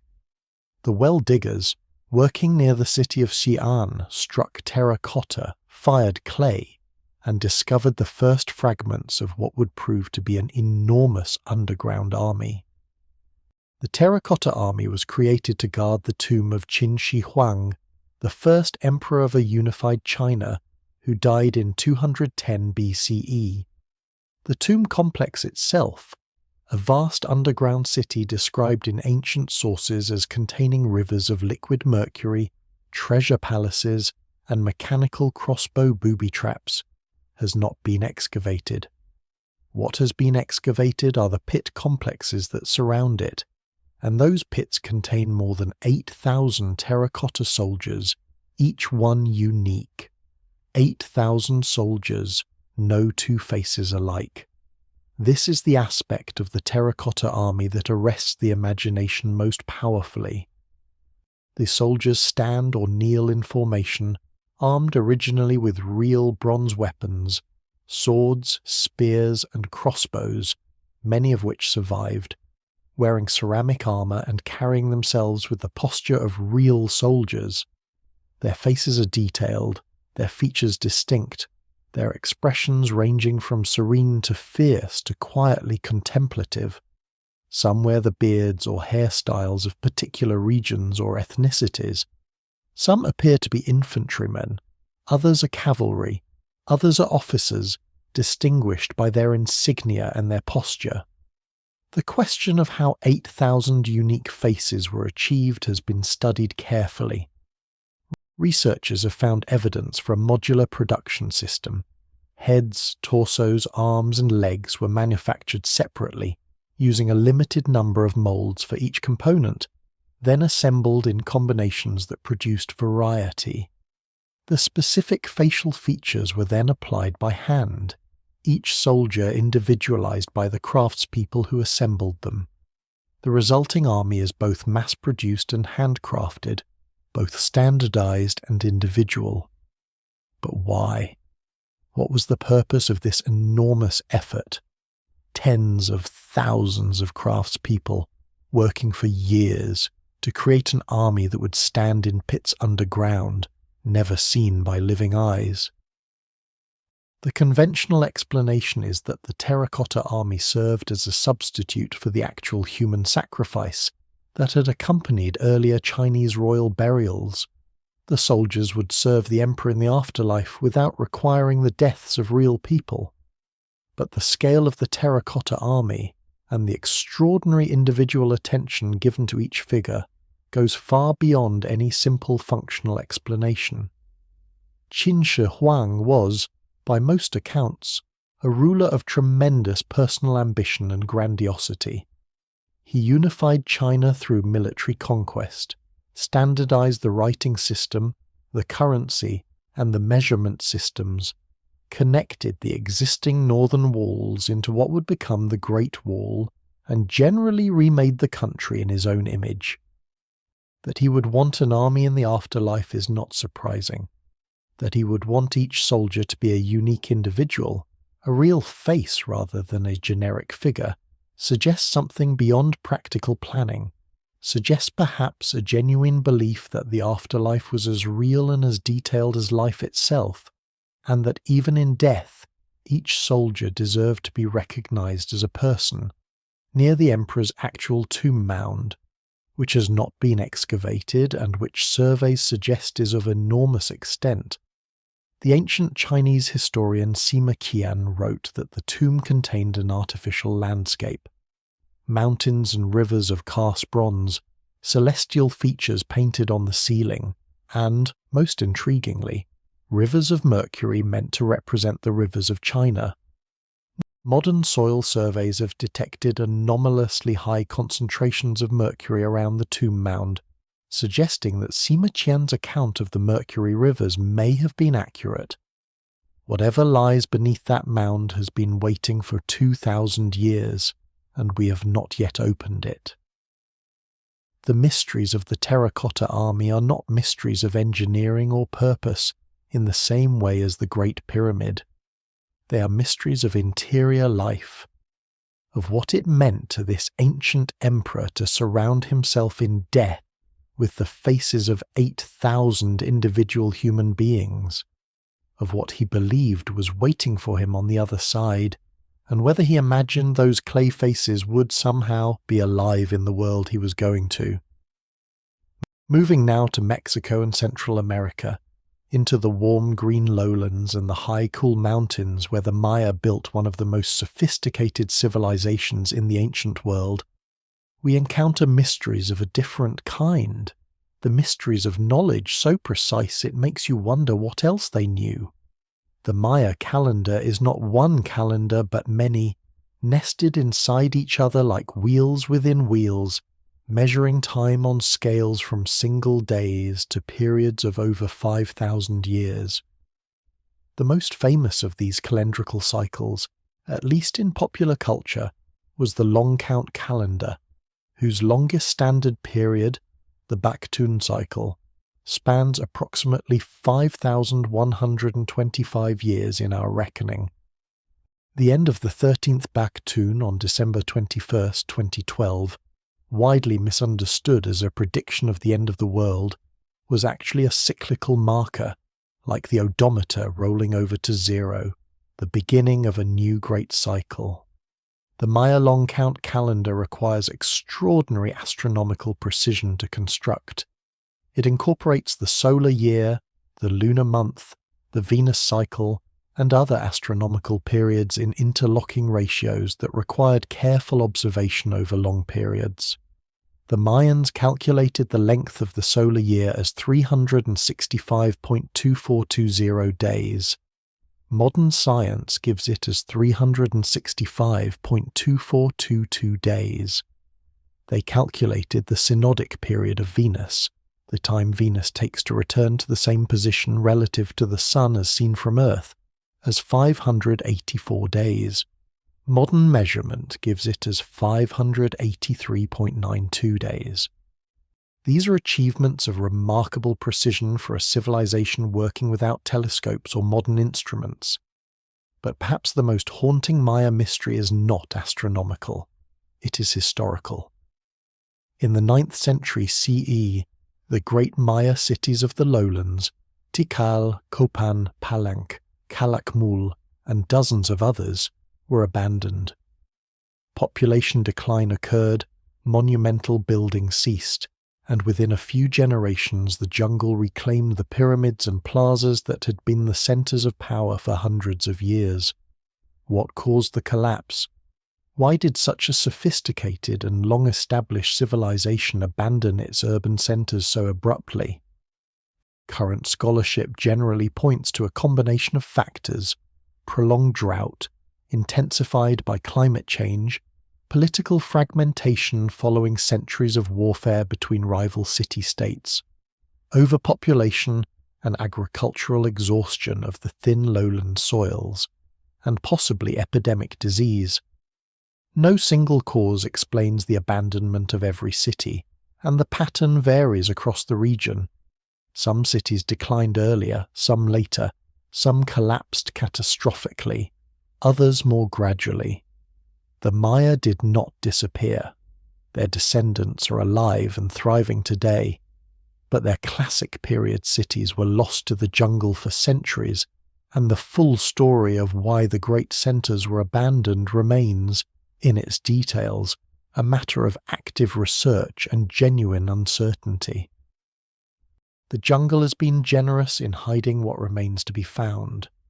LIDAR surveys, radar that penetrates the jungle canopy and reveals the topography of the ground beneath, have in recent years transformed our understanding of the extent of Maya civilization. In 2018, a LIDAR survey of northern Guatemala revealed an interconnected urban landscape far larger than anyone had imagined, with an estimated 10 million or more people living in what had been thought to be a mostly empty jungle.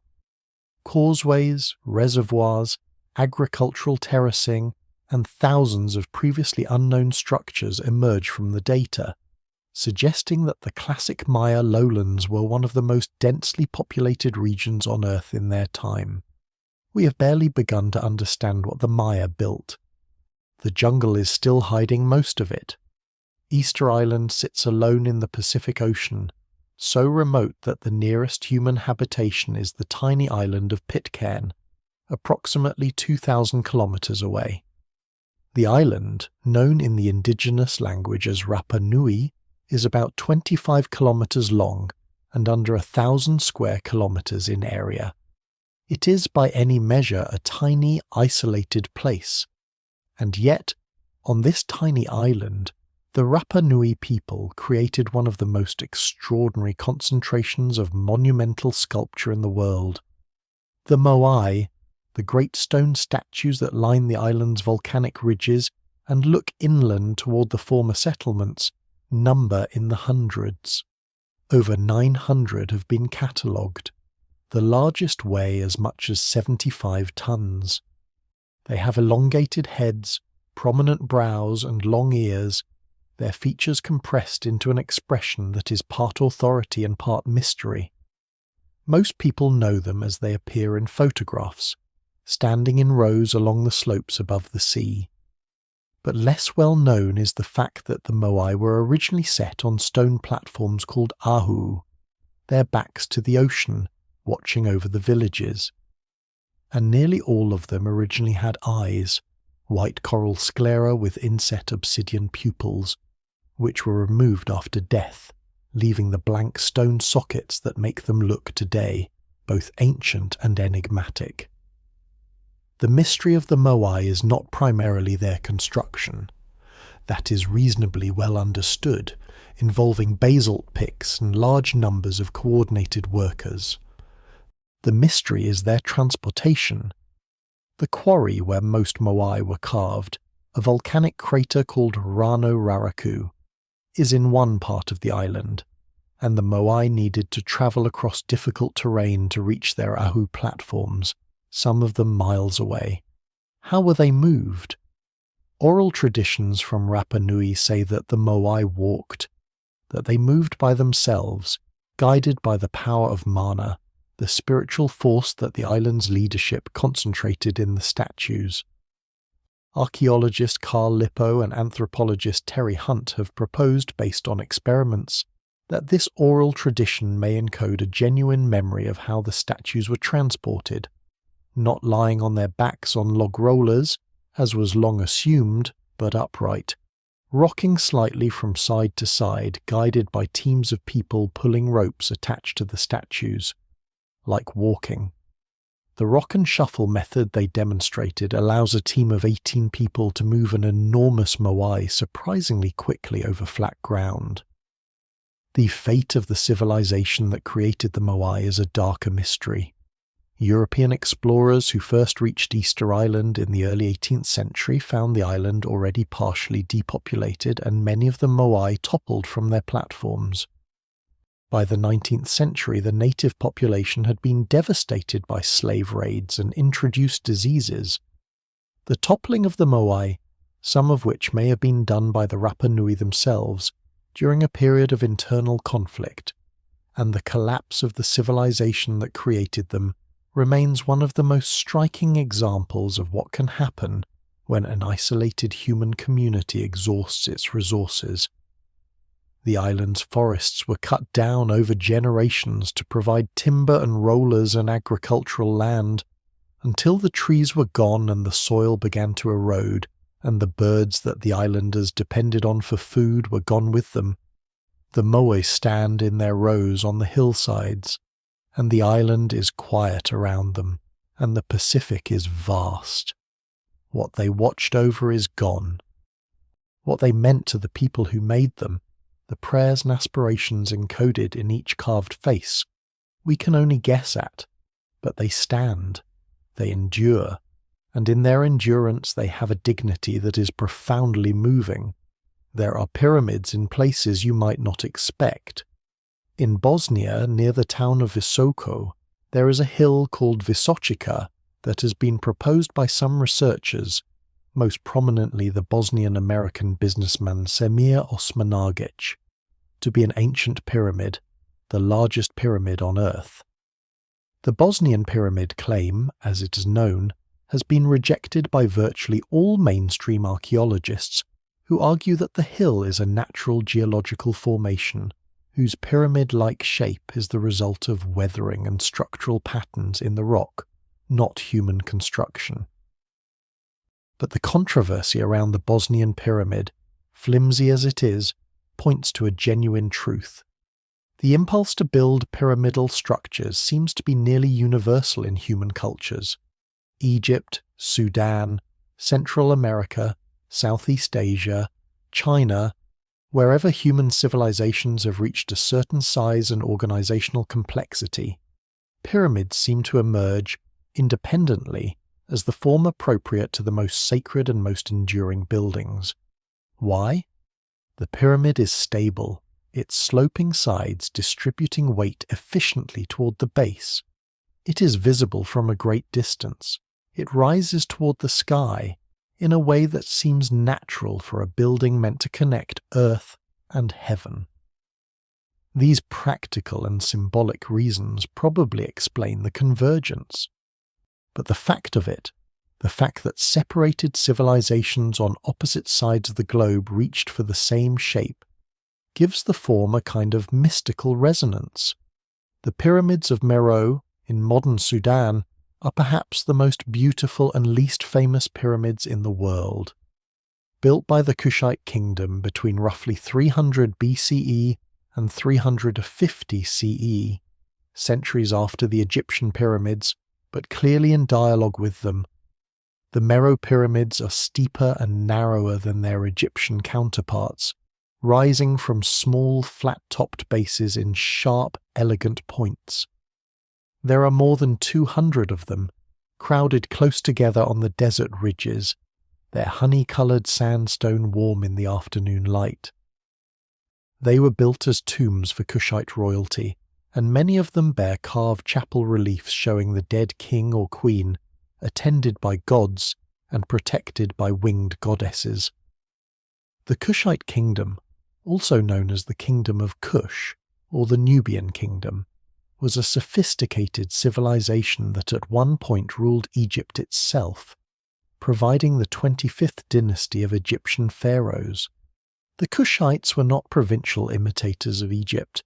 They were a distinct civilization with their own language, Meroitic, which we can partially read phonetically but whose meaning we still largely cannot translate.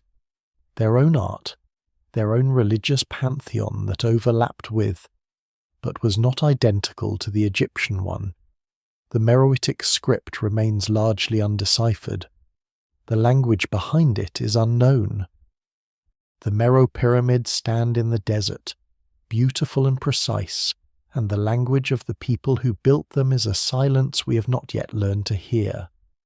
In the jungles of Cambodia, the temple complex of Angkor Wat rises from the flat plain of the Tonle Sap Basin in a form that is simultaneously one of the most beautiful things human beings have ever built and one of the largest religious monuments on earth.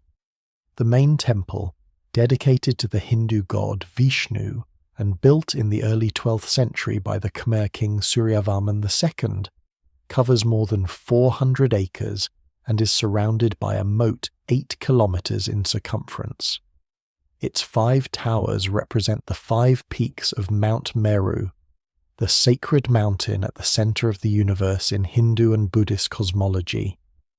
Its gallery walls are covered with bas-relief carvings extending for half a kilometer, depicting episodes from the Hindu epics and scenes of the Khmer kingdom at the height of its power. Angkor Wat is technically not an ancient mystery in the sense that we've lost understanding of it. We know who built it, we know when, we know why, and we can read the inscriptions that cover its walls. But the wider Angkor complex, of which Angkor Wat is only the most famous component, holds genuine mysteries. LIDAR surveys conducted over the past decade have revealed that the ancient Khmer city of Angkor was, at its height, the largest pre-industrial city on Earth, covering an area of over 1,000 square kilometers and housing perhaps 1 million people. The urban landscape extended far beyond the temple complexes visible above the jungle. Roads, canals, residential areas, and agricultural systems of extraordinary complexity spread across the entire region. What LIDAR has also revealed is that the hydraulic system of Angkor, the elaborate network of canals, reservoirs and moats that managed water in a region with distinct wet and dry seasons, was far more complex and extensive than previously understood, and it may have been the failure of this hydraulic system, damaged by climate change and intensified by political instability, that contributed to the abandonment of Angkor in the 15th century. The water management infrastructure that had supported 1 million people for centuries failed, and the jungle moved in. But the jungle did not destroy Angkor Wat itself. Protected partly by its continued use as a Buddhist temple, it converted from Hindu to Buddhist practice in the 13th century and has been in continuous use ever since. Angkor Wat stands, its towers visible above the jungle, its galleries still brilliant with carved figures, its moat still reflecting the clouds. It is the only ancient wonder of the world that has never been abandoned. The Olmec civilization of Mexico, which flourished between roughly 1500 and 400 BCE, is considered the mother civilization of Mesoamerica, the culture that preceded and in some ways founded the Maya, Aztec and other Mesoamerican civilizations. The Olmec are best known for their colossal heads, 17 of which have been found carved from basalt boulders and representing specific individuals, probably rulers, at a scale of life-size or slightly larger, their features portrait-like in their specificity. The Olmec colossal heads are enormous.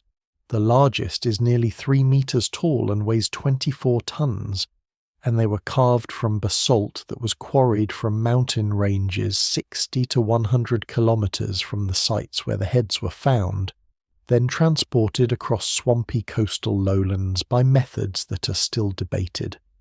Some researchers believe they may have been rafted along rivers and coastal waters.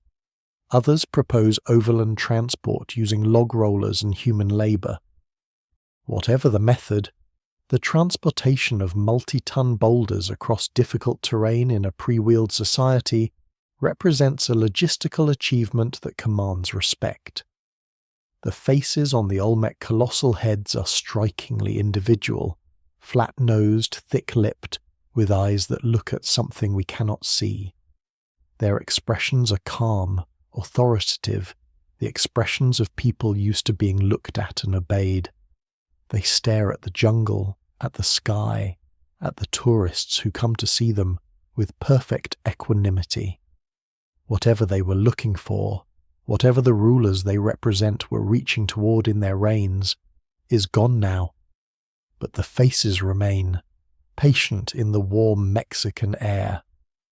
The site of Tiwanaku in Bolivia near the southern shore of Lake Titicaca was once the capital of a major Andean civilization that flourished between approximately 300 and 1000 CE. The Tiwanaku people built in stone with a precision that rivals the Egyptians. The massive stone blocks of the Kalasasaya temple and the Akapana pyramid are fitted together with joints of extraordinary tightness, and some of the blocks, weighing hundreds of tons, were transported from quarries miles away across Lake Titicaca, apparently on enormous reed boats or rafts.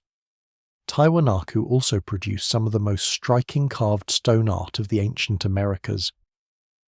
The Gateway of the Sun, a monolithic stone gateway carved from a single block of andesite weighing approximately 10 tons, is decorated with a carved figure at its centre, a staff-bearing deity known as the Sun God, or the Staff God, surrounded by 48 attendant figures arranged in geometric rows. The carving is intricate and symbolic, every element apparently meaningful within the Tiwanaku cosmological system, and that system has been only partially reconstructed by modern researchers. The Gateway of the Sun stands on the Altiplano, the high Andean plateau, in the thin air at nearly 4,000 meters altitude, and the wind moves through it in the nights, and whatever prayers were said beneath it are long dissolved into the sky. Stonehenge stands on Salisbury Plain in England, and it has stood there in various forms for approximately 5,000 years. It is not the oldest stone circle in Britain. There are older ones, some barely known, scattered across the island, but it is the most famous, and it has, over the centuries, accumulated so many theories and associations and interpretations that it has become almost more symbol than structure. We speak of it as if it is self-explanatory, as if its mystery is the same mystery it has always been. But Stonehenge is genuinely mysterious, in ways that are easy to forget amid the photographs and the tourist guides. The great sarsen stones, the ones most people picture when they think of Stonehenge, the enormous upright stones with the lintels balanced across them, were quarried from a site at Marlborough Downs, 25 miles to the north. Each weighs approximately 25 tons. How they were transported, how they were raised into position, and how the lintels were placed on top of the uprights with such precision that they have stayed in place for 4,000 years. These are genuine engineering puzzles that have not been completely solved, though experimental archaeology has shown that it was certainly possible with the materials available. But the older stones of Stonehenge are more mysterious. The blue stones, which make up the inner circle, and which are much smaller than the sarsens, were quarried from the Preseli Hills in Wales, approximately 250 miles from Stonehenge. How and why these particular stones, from this particular place, were transported 250 miles across Wales and southern England, perhaps as long ago as 5,000 years ago, is not understood. Why Wales? Why these specific stones from this specific quarry? The answer must be meaningful. No one moves 250 miles distant stones by accident or casual preference. Researchers revealed quarry sites in Wales with clear evidence of systematic stone extraction, and some researchers have proposed that the bluestones were first erected at a monument in Wales, then dismantled and moved to Salisbury Plain, bringing with them whatever sacred power they had acquired at their original location. This theory is speculative, but it takes seriously the idea that the stones themselves were meaningful to the people who moved them, that their origin in a specific sacred place in Wales was part of what made them appropriate for the monument being built. Stonehenge's astronomical alignments are real and precise.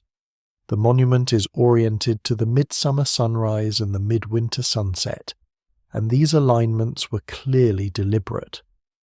At the summer solstice, the rising sun shines directly along the central avenue and lights the altar stone at the centre of the circle. At the winter solstice, the setting sun shines through the trilithon arches in the opposite direction. Ancient people across the world mark the solstices, the longest day and the shortest day, as moments of ritual significance, and Stonehenge appears to have been, among other things, a calendar, a marker of the turning year, but it was also clearly a place of the dead. Analysis of cremated human remains found at the site shows that Stonehenge was used as a burial site for perhaps 500 years, with people buried there from across Britain. Their strontium isotope ratios, which encode information about where they grew up, show origins from across the island. They were brought from far away to be buried here. This was a sacred place for an enormous geographic area, a pilgrimage centre, a point at which people travelled great distances to bury their dead, and perhaps to seek healing or communion with whatever forces they believed inhabited the great stones. And Stonehenge is still. It is surrounded now by a fence and a car park and a visitor centre, and tourists come from across the world to look at it, and it receives all this attention with absolute indifference. The wind moves across Salisbury Plain, and the stones stand in the cold English light, and they do not explain themselves. They stand, and they endure, and they are patient, and they hold their silence with a dignity that is entirely their own. Among the most haunting unsolved mysteries of the ancient world are those that deal not with what was built, but with what was written, or rather with what was written that we cannot yet read. The Indus Valley Civilization, which flourished between approximately 3300 and 1300 BCE in what is now Pakistan and northwestern India, was one of the 4 great river valley civilizations of the ancient world, alongside Egypt, Mesopotamia, and China.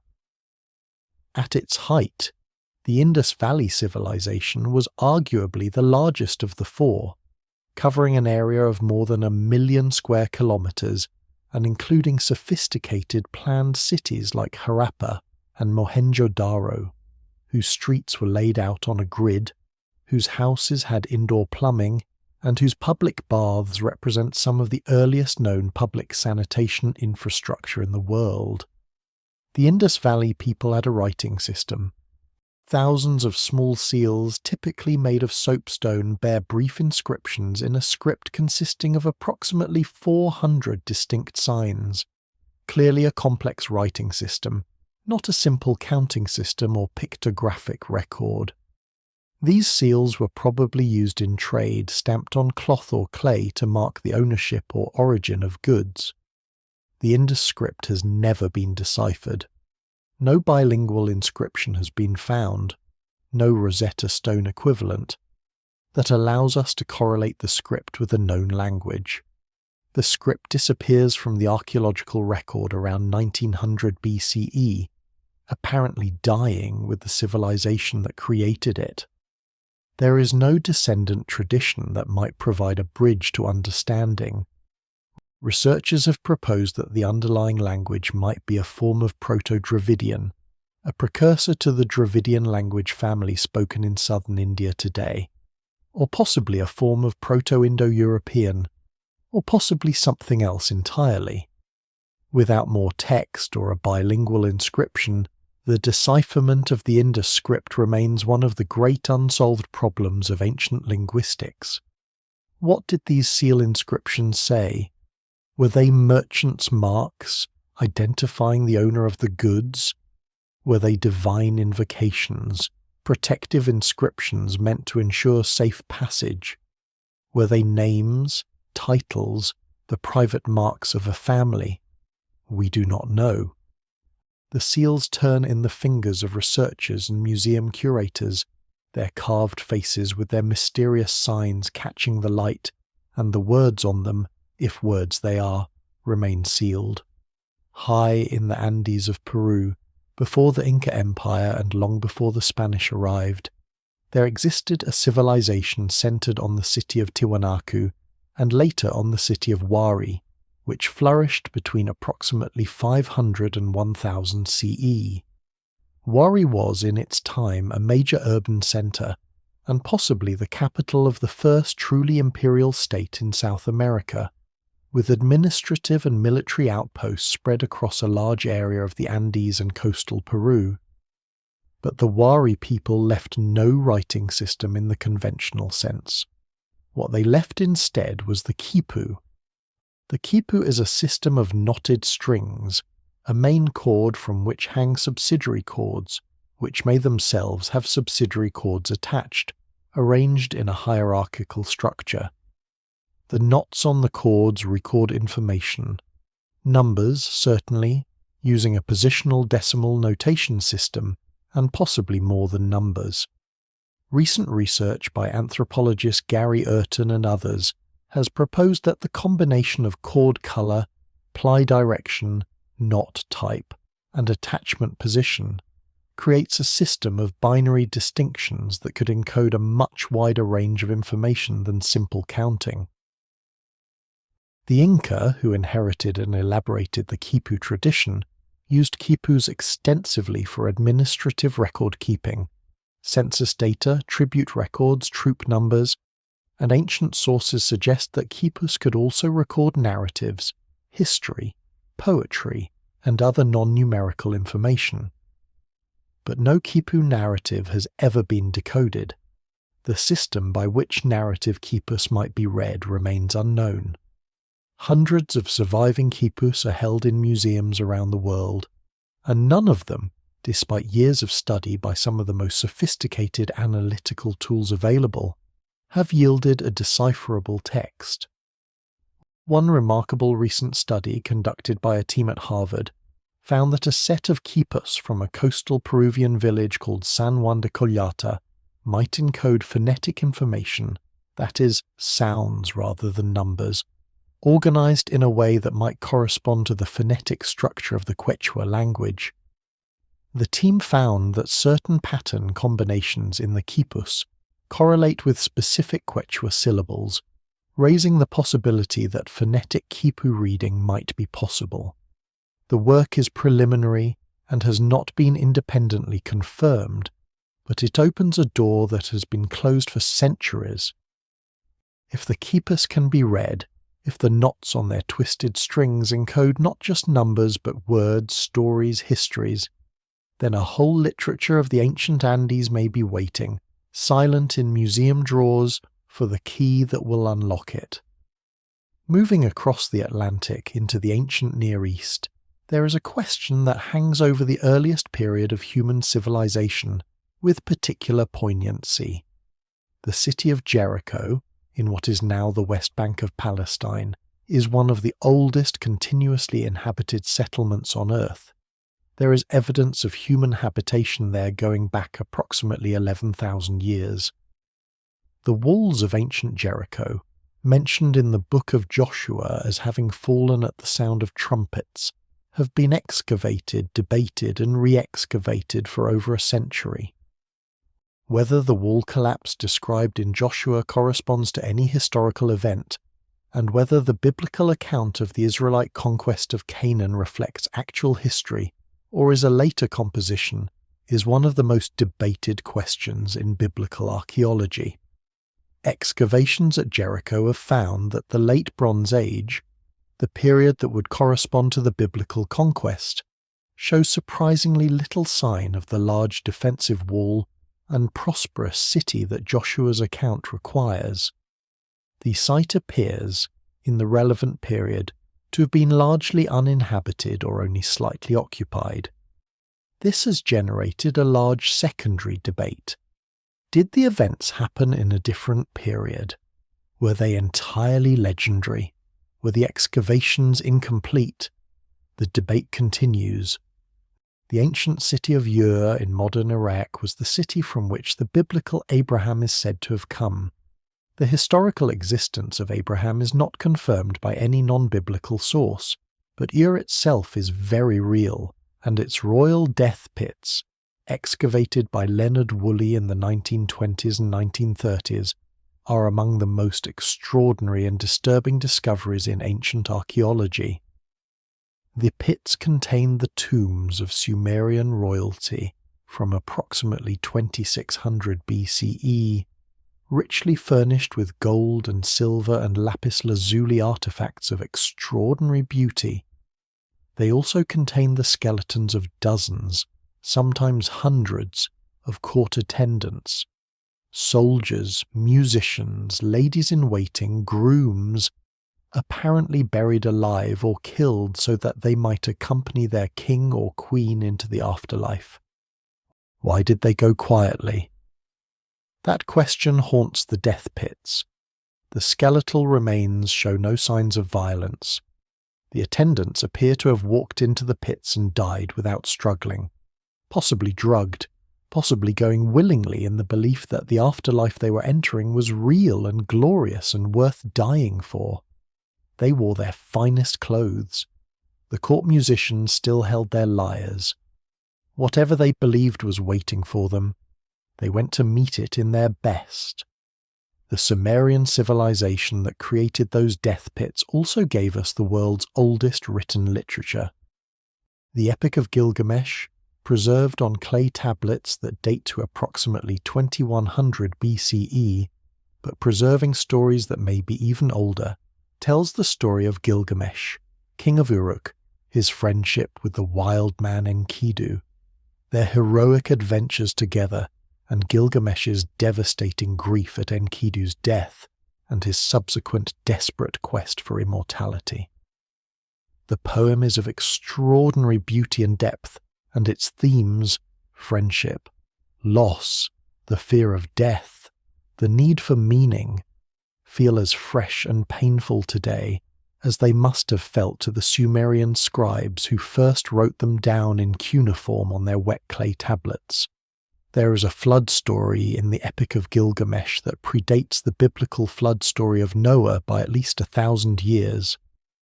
A man is warned by a god that a great flood is coming. He builds a boat.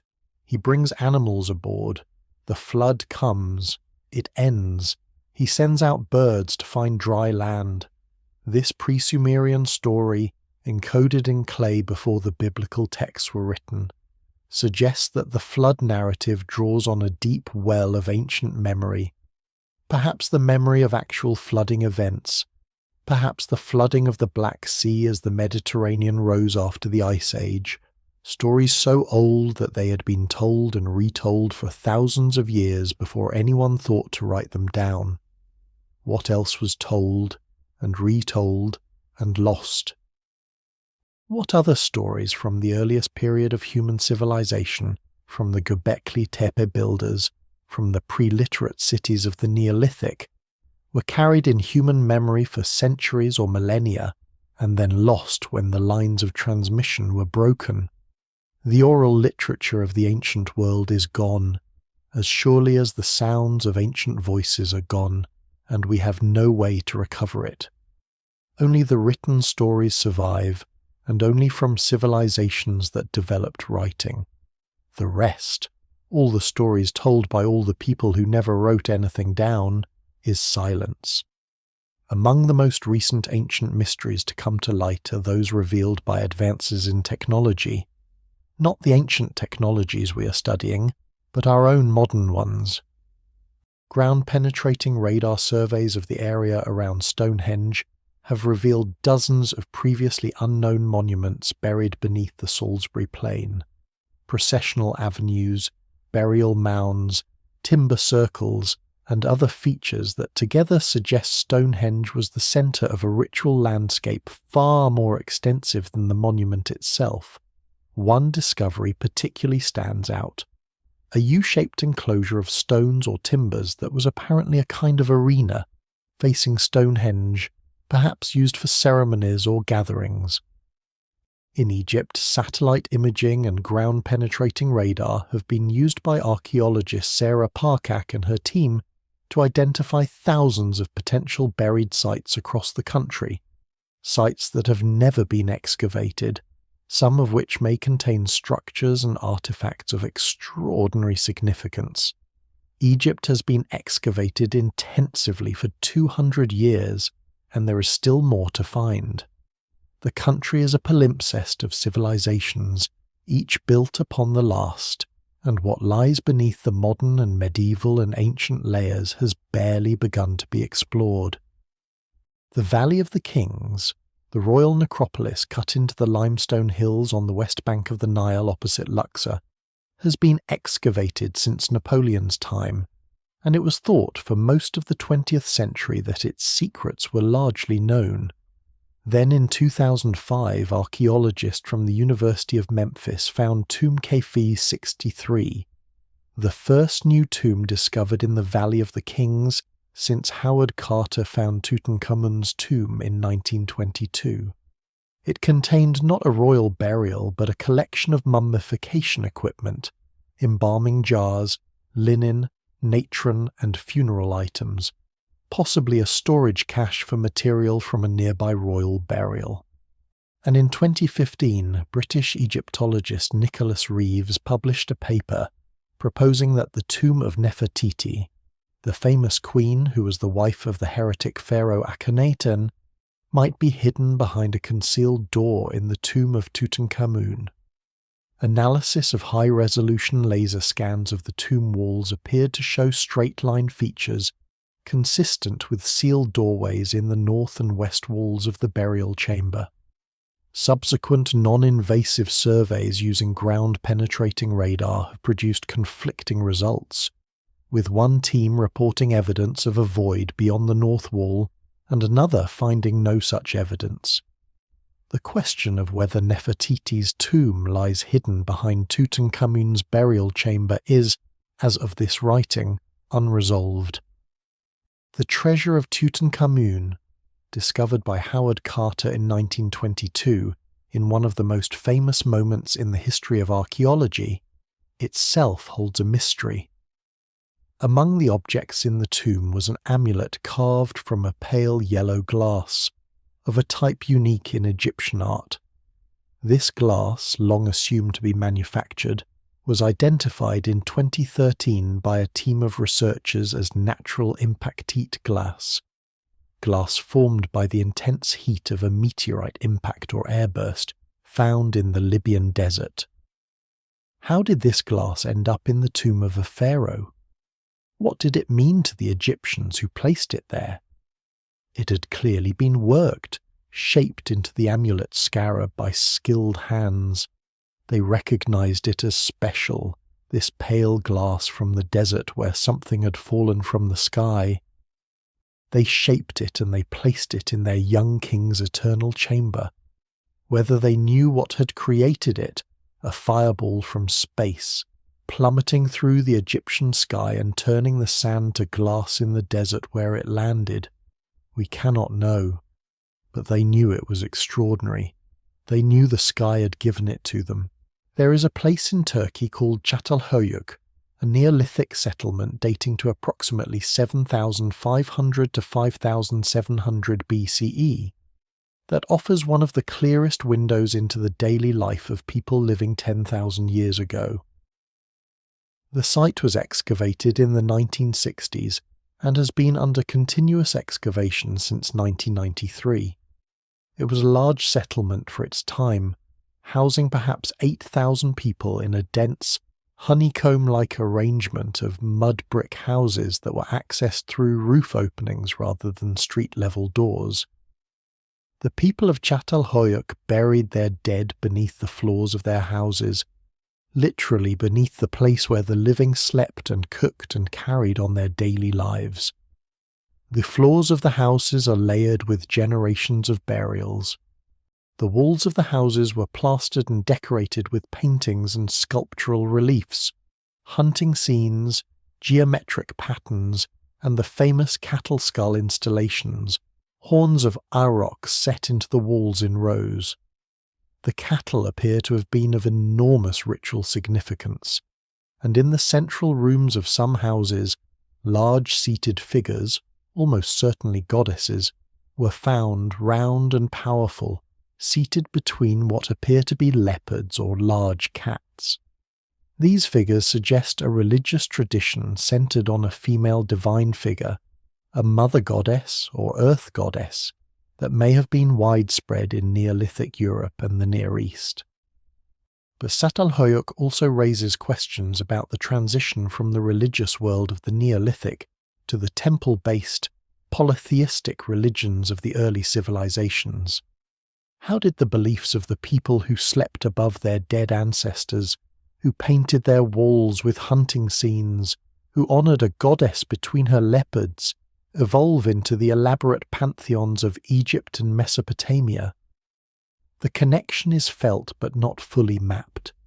Something changed, and we do not entirely understand what. There are mysteries of ancient knowledge that feel when you hold them up to the light, almost too advanced to be real. The ancient Greeks, it is now understood, had a sophisticated understanding of heliocentrism, the principle that the Earth orbits the Sun rather than the reverse. The philosopher Aristarchus of Samos proposed a heliocentric model of the solar system in the 3rd century BCE, approximately 18 centuries before Copernicus proposed the same thing in Europe. Aristarchus was not widely accepted. The geocentric model of Aristotle and later Ptolemy dominated until the 17th century. But the idea was there, mathematically developed, in the ancient Greek tradition. The ancient Greeks also understood in principle the theory of evolution. The philosopher Anaximander in the 6th century BCE proposed that human beings descended from fish-like creatures, that life had developed from the sea, and that humans had emerged from simpler forms. This proto-evolutionary thinking was not developed into a full evolutionary theory in the modern sense, and it was not systematically investigated or tested. But the core insight, that complex life develops from simpler forms, that humans have ancestors that were not human, was there 24 centuries before Darwin. What would the history of science look like if these ancient insights had been pursued, developed, tested, rather than being set aside in favour of Aristotelian geocentrism and divine creation? This is a counterfactual that cannot be answered, but it haunts the history of ancient science. The knowledge was there. The tools to pursue it, logic, mathematics, observation, were being developed. And then something intervened. The collapse of the ancient world, the burning of the library, the centuries of stagnation, the long, slow rebuilding. The Library of Alexandria is itself a mystery, and also a grief. The Great Library, founded by the Ptolemaic kings of Egypt in the 3rd century BCE, was the most famous centre of learning in the ancient world, and its loss, whenever and however it occurred, whether gradually over centuries or in a series of catastrophic events, represents an incalculable loss to human knowledge. Ancient sources suggest it contained between 40,000 and 700,000 scrolls at various points in its history. The range of this estimate reflects the difficulty of interpreting ancient sources, but even at the low end, the library was enormous. What did it contain? We know it held the works of the major Greek philosophers, mathematicians and scientists, many of which survived in copies made elsewhere. But the library also contained works that survived nowhere else. works that we know existed only because other writers mentioned them, works that were lost when the library's collection was lost, a complete edition of the plays of Euripides, with the lost plays restored, Aristotle's complete works, of which perhaps a third survive, works of early history, geography, medicine, mechanics, gone. The loss of Alexandria is sometimes dramatized as a single catastrophic fire, but the historical reality appears to have been more gradual. Damage during Julius Caesar's campaigns in Egypt in 48 BCE, further damage under the Emperor Aurelian in the 3rd century CE, and the gradual dispersal and destruction of the collection over the following centuries. There was no single moment when the lights went out, just a slow diminishment, a progressive silencing of 1,000 voices. And yet not all was lost. The transmission of ancient knowledge to the modern world passed through many unexpected channels. Arab scholars in the Islamic Golden Age translated and preserved Greek texts that would otherwise have been lost entirely. Medieval monasteries copied manuscripts that kept ancient thought alive through the tumult of the early medieval period.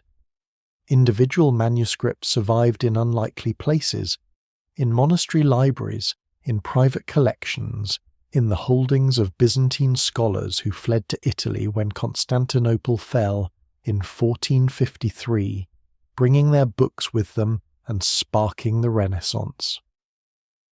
The survival of ancient knowledge was never guaranteed.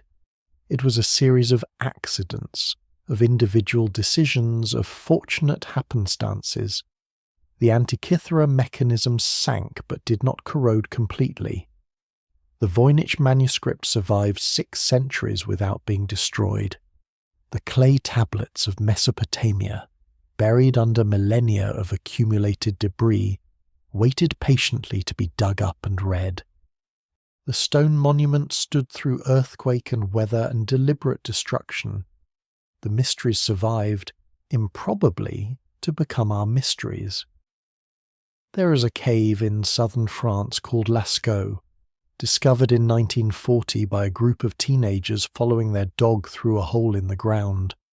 Inside they found a gallery of paintings, animals rendered in red and ochre and black, horses and aurochs and deer and bears and a strange bird-headed man covering the walls and ceilings of the cave in a profusion of life that is overwhelming in its beauty and its age. The paintings date to approximately 17,000 years ago. 17,000 years ago. This is more than 12,000 years before the earliest known cities, more than 15,000 years before the first writing systems. These painters lived in a world entirely without what we would recognize as civilization. No permanent architecture, no agriculture, no writing, no metals. And yet they painted with a grace and confidence and observation that would not have disgraced a talented artist of any later age. The horses of Lascaux are in motion, their legs drawn in ways that anticipate what photography would later show about how horses actually move when they gallop. The aurochs have weight and presence. The birds and deer are rendered with quick, accurate strokes that speak of an artist who had looked at these animals many, many times. What were the Lascaux paintings for? Cave art at various sites around the world has been interpreted as hunting magic, as shamanic visions, as territorial marking, as an early form of narrative record, as pure artistic expression. None of these interpretations is entirely supported or entirely dismissed by the evidence. The paintings are there, precise and vivid and 17,000 years old, and they do not explain themselves. What they do, irresistibly, is connect us. Standing in the replica cave at Lascaux. The original was closed to visitors in 1963 to prevent damage from the carbon dioxide exhaled by visitors. Looking at the horses on the wall, you feel something that transcends the categories of art appreciation or archaeological curiosity. You feel kinship. Whoever painted these horses looked at them the way we look at beautiful things, with attention, with love, with the desire to preserve what matters. They were humans, fully human, and they were doing what humans do, making something that would last. In Scotland, in Ireland, in Orkney and the Hebrides, there are chambered cairns and stone circles and carved stones covered with symbols, spirals, concentric circles, cup and ring marks, that date to the Neolithic period, 4,000 to 5,000 years ago. The meanings of these symbols are unknown. They are not writing. There is no syntax, no grammar, no evidence of phonetic content. They may be cosmological symbols, perhaps representing the sun and moon and other celestial bodies. They may be territorial markings. They may have been made in ritual states, their creation as important as the result. They cover stones and cave walls and the curbstones of enormous passage tombs, and they look, in the mist and the morning light of those northern islands, like messages from a civilization we will never fully understand. Newgrange in Ireland is a passage tomb built approximately 5,200 years ago, older than Stonehenge, older than the Egyptian pyramids. It is a large circular mound with a stone-lined passage leading to a central chamber, and at the winter solstice sunrise, the light of the rising sun enters through a small aperture above the entrance door and travels along the passage to illuminate the chamber for approximately 17 minutes. This astronomical alignment was clearly deliberate and required both precise observation of the solstice sunrise direction and careful engineering of the aperture and passage. The people buried in Newgrange, a small number of individuals, perhaps those of high status, were commemorated in a monument that would light up once a year on the shortest day as the sun began its return.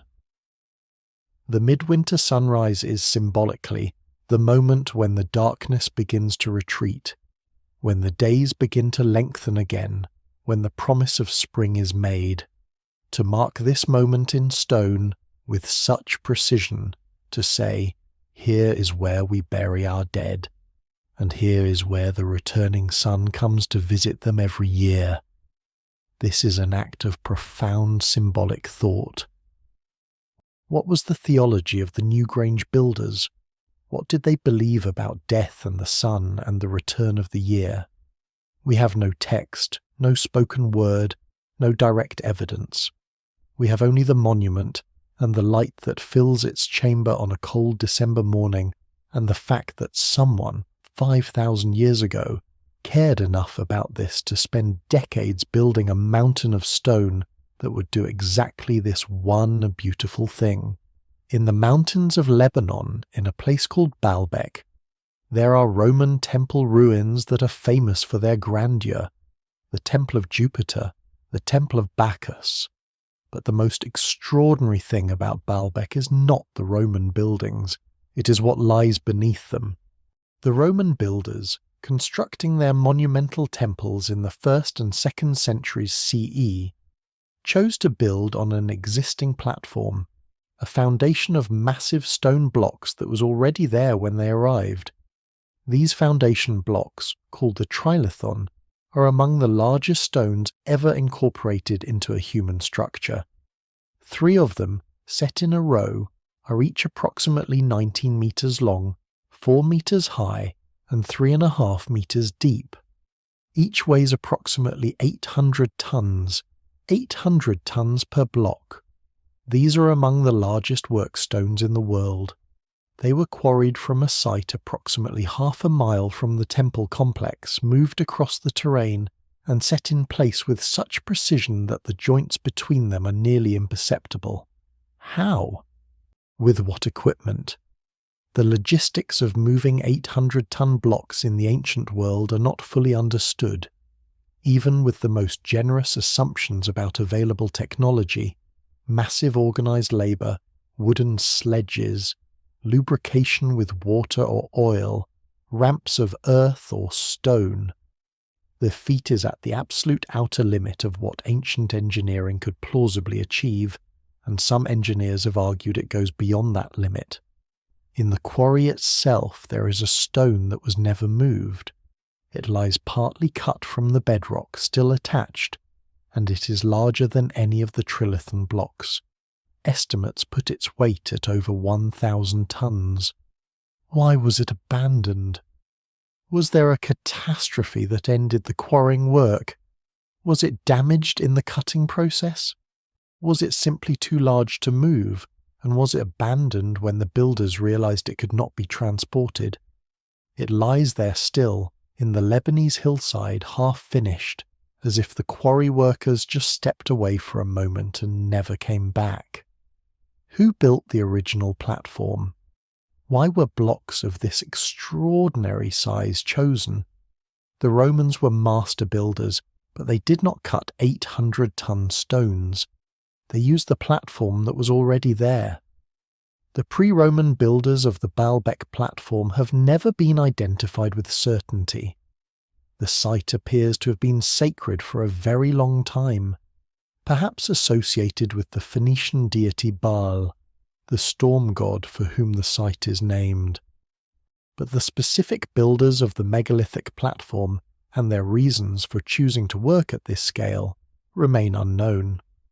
In the harbour off the coast of Japan's southernmost Ryukyu Islands, the Yonaguni monument lies in warm, clear water, visited each year by hundreds of divers who glide over its angular surfaces and try to decide for themselves, natural or made. The flat terraces, the right-angle edges, the apparent stairways cut from solid stone.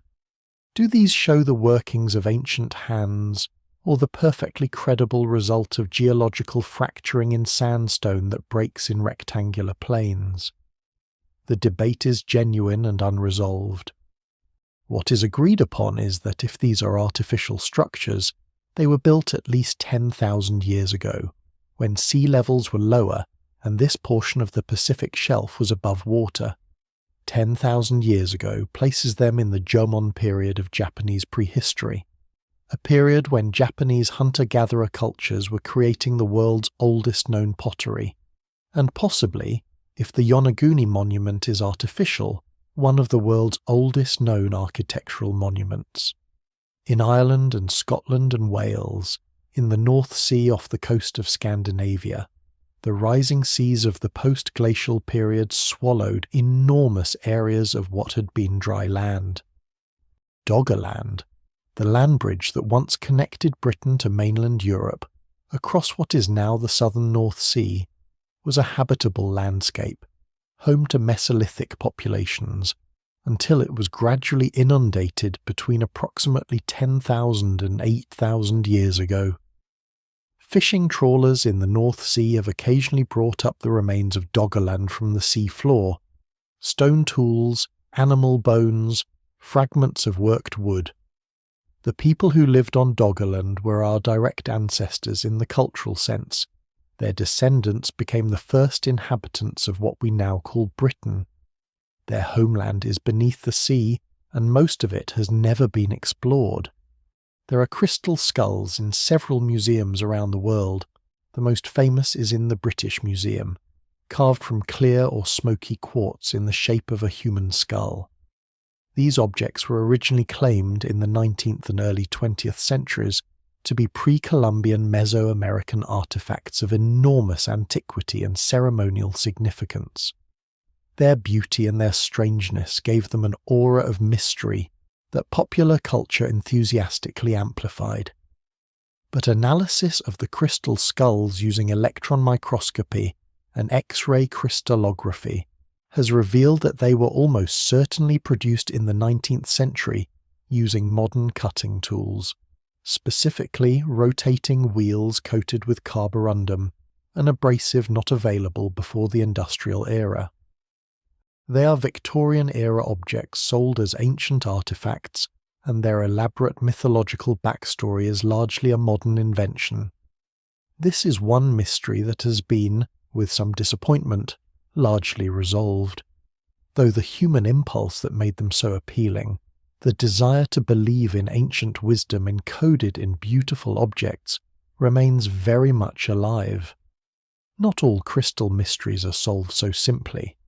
The Maya, who were skilled lapidaries, did create objects from jade and obsidian and other hard stones that demonstrate extraordinary skill. The jade mask found in the tomb of Palenque's king Pakal the Great, a mosaic of jade pieces assembled into a portrait of the dead king's face, is not merely beautiful, but technically remarkable, composed of hundreds of carefully fitted jade tesserae that together create a face of extraordinary presence and dignity. Pakal's tomb, discovered in 1952 beneath the Temple of the Inscriptions at Palenque, is one of the great archaeological discoveries of the 20th century. The sarcophagus lid, a single stone weighing approximately 5 tons, carved with a complex image of the king at the moment of death, descending into the underworld on the world tree, is among the most celebrated works of art from any ancient civilization. The Temple of the Inscriptions itself is named for the 3 large tablets of hieroglyphic text on its inner walls, one of the longest Maya inscriptions ever found, recording in some 620 glyphs the history of Palenque's royal dynasty. When scholars finally decoded the Maya writing system in the latter half of the 20th century, through the work of Tatiana Proskuryakov, Yuri Knorozov, and many others, they were able to read this text. And what they found was history, not myth, not ritual formula, but the actual names and dates and deeds of real kings. The Maya writing system records history with a precision and detail that rivals the historical records of Egypt and Mesopotamia.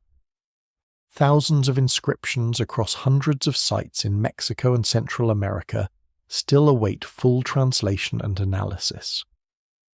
The full story of the Maya, as told by themselves, is still being read. In Zimbabwe, in southern Africa, there stands a complex of dry stone walls that is among the most impressive architectural achievements in sub-Saharan Africa.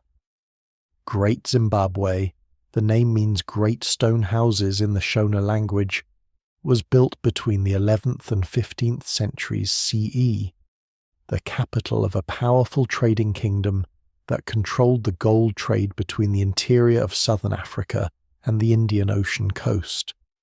At its height, it may have housed more than 10,000 people. Its most iconic structure, the Great Enclosure, is a circular wall 11 meters high, over 200 meters in circumference, and built from over 1 million granite blocks, fitted together without mortar, with a precision and stability that has kept the walls standing for 6 centuries. European colonizers, when they first encountered Great Zimbabwe in the 19th century, refused to believe it had been built by African peoples. They attributed it to Phoenicians, or ancient Arabs, or any other non-African civilization they could imagine, a projection of their own racism onto the evidence. The actual builders, the ancestors of the Shona people of modern Zimbabwe, were erased from their own history by people who could not conceive that Africans had created something so magnificent. The archaeological evidence is now completely clear. Great Zimbabwe was built by Bantu-speaking African peoples, the ancestors of the Shona, over several centuries, using techniques developed locally without external influence. The precision of the dry stone construction is a purely African achievement, developed over generations by skilled builders who knew their local granite and how to work it. The kingdom it served was wealthy and sophisticated, trading gold and ivory and copper for porcelain from China, glass beads from India, and cloth from across the Indian Ocean world. The mysteries of Great Zimbabwe are not about who built it, that is known. They are about the specifics, the exact function of the various enclosures, The ritual significance of the conical tower inside the great enclosure, solid stone, no interior, no known functional purpose, the organization of power in the kingdom, and the specific reasons for its decline in the 15th century, when the capital was apparently abandoned and power shifted elsewhere. These are questions being actively investigated by Zimbabwean and international researchers, and the answers are slowly, carefully emerging. In Malta, beneath the gentle hills of that small Mediterranean island, there is an underground sanctuary that is among the oldest freestanding structures in the world. The Halsaflieni hypogeum was carved from the soft limestone rock of Malta between approximately 4000 and 2500 BCE, making it roughly contemporary with the early phases of Stonehenge and significantly older than the Great Pyramid. It consists of 3 levels of interconnected chambers, halls, and passages, carved from the rock with a skill and intention that make it unmistakably a designed space rather than a natural cave. The chambers of the hypogeum were used for burial. The remains of more than 7,000 individuals were found there, but they were also clearly used for ritual, for ceremony, for something more than the simple storage of the dead. The main chamber, known as the Holy of Holies, mimics in underground rock the architecture of the megalithic temples that stand above ground in Malta. The same corbelled niches, the same smooth curved walls, the same sense of enclosed sacred space. One small chamber, called the Oracle Room, has an extraordinary acoustic property. A low male voice, speaking or chanting in the chamber, resonates through the entire complex at a frequency of approximately 110 Hz, filling every corridor and chamber with a deep omnidirectional sound. This frequency corresponds to one studied by neuroscientists in connection with altered states of consciousness. Whether the hypogeum builders deliberately chose this acoustic property or discovered it and built rituals around it, no one knows. But the effect is striking and real, and it is difficult to imagine that it was not noticed and used by the priests or ritualists who worked in this underground sanctuary 5,000 years ago. There are mysteries that persist, not because we lack evidence, but because the evidence we have is so strange that we do not know how to fit it into any framework we possess. In the Yucatan Peninsula of Mexico, beneath the limestone plain, there is an underground network of water-filled caves called cenotes, natural sinkholes that open into submerged cavern systems extending for hundreds of miles. The Maya considered the cenotes portals to the underworld, and they made offerings in them, jade objects, incense, and sometimes human beings, sacrificed and lowered into the black water. In recent decades, cave divers have explored these underground rivers and found extraordinary things. The bones of extinct animals, from mammoths to giant ground sloths, to creatures that lived in the Pleistocene epoch tens of thousands of years ago. And among the animal bones sometimes the bones of humans.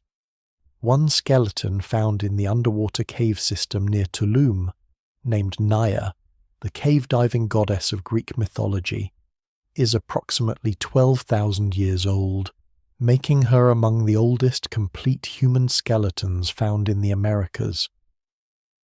She lay on the floor of a submerged chamber 80 meters underground, and her DNA has provided important evidence for the story of how the Americas were peopled.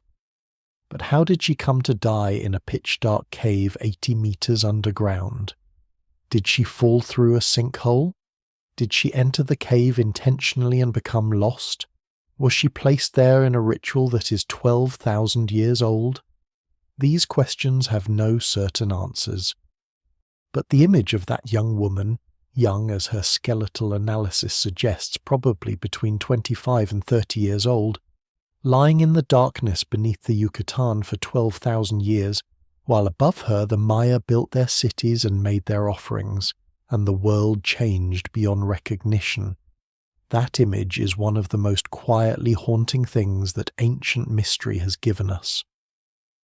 In the American Southwest, the ancestral Puebloans, sometimes called the Anasazi, though this name is now considered inappropriate, built cliff dwellings and tower houses of extraordinary craftsmanship in the canyons of what is now Colorado, Utah, Arizona, and New Mexico. The most famous of these sites, Mesa Verde in Colorado, includes a great cliff palace of more than 150 rooms and 23 kivas, underground ceremonial chambers, built into a natural sandstone alcove on the face of a canyon wall. It was completed around 1200 CE and occupied for only about 80 years before being abandoned, apparently very quickly, around 1280 CE. Why did the ancestral Puebloans abandon their cliff dwellings? Drought is the leading explanation. Tree ring data shows a severe drought in the area between 1276 and 1299 CE that would have made agriculture in the canyon country nearly impossible. But drought alone does not fully explain the speed and apparent completeness of the abandonment. Some evidence suggests violence and raiding in the years before abandonment. Some scholars propose that social changes within the communities led to migration rather than hardship. What is striking about Mesa Verde and the other ancestral Puebloan cliff dwellings is the sense of frozen time. The rooms were left with pots still on the shelves, tools still in place. It is as if the people simply walked away one day, leaving behind everything that could not be carried. They moved south and east to the Rio Grande Valley and other parts of the Southwest, and their descendants, the Pueblo peoples of New Mexico and Arizona, live there today. The cliff dwellings were not forgotten. The Pueblo peoples maintain oral traditions about their ancestors who lived in the great houses.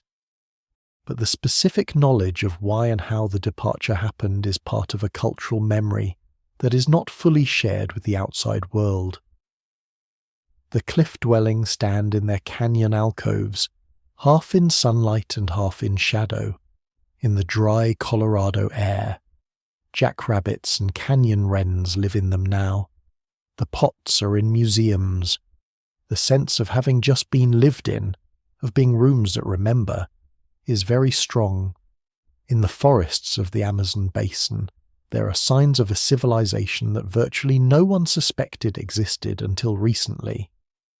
Satellite images and leader surveys of the Amazonian forest in Brazil and Bolivia have revealed a vast network of geometric earthworks, ditches, causeways, reservoirs, and elevated platforms, covering hundreds of thousands of square kilometers of what was assumed to be pristine wilderness. These earthworks, built by pre-Columbian civilizations between approximately 1 and 1500 CE, suggest that the Amazon basin was home to large, complex societies that managed the forest in sophisticated ways. The Amazon was long thought to be a natural wilderness, uninhabitable at scale because its soils were too poor to support intensive agriculture. The discovery of Terra Preta, dark earth, regions scattered through the Amazon challenges this assumption. Terra Preta is anthropogenic soil, dark, rich, fertile earth that was created by human activity, by the addition of charcoal and organic waste over centuries. It is dramatically more fertile than the surrounding soil, and it is self-regenerating. Microorganisms in it continuously produce new fertility. The people who created it developed independently a form of agricultural technology that modern agronomists find extraordinary. The civilization that created the Amazonian earthworks and the Terra Preta is sometimes called the Amazonian pre-Columbian civilization, and it is now understood to have been large, perhaps 5 to 10 million people at its peak, and sophisticated. But it was devastated by the introduced diseases that came with European contact in the 16th century, and much of what it built was reclaimed by the forest within a century or two. When the first European explorers penetrated the Amazon in the 16th and 17th centuries, they encountered a forest that had already largely swallowed the civilization that had tended it. This is perhaps the most poignant of all the unsolved mysteries of the ancient world. Not a mystery of engineering or astronomy or language, but a mystery of erasure, of a civilization so completely consumed by catastrophe that its very existence was doubted for centuries, its traces visible only from the air, its legacy persisting in the dark, fertile earth it left behind. The Amazon is still releasing its secrets. New earthworks are still being discovered. New terra preta sites are still being mapped. The civilization that built them is still slowly emerging from the forest. As the night deepens and the stars wheel slowly overhead, we come at last to the question that underlies all these mysteries. Why do they matter? Why does it feel important, not just intellectually interesting, but emotionally and perhaps spiritually important, to wonder about these things? Part of the answer has to do with what the mysteries reveal about the nature of knowledge itself.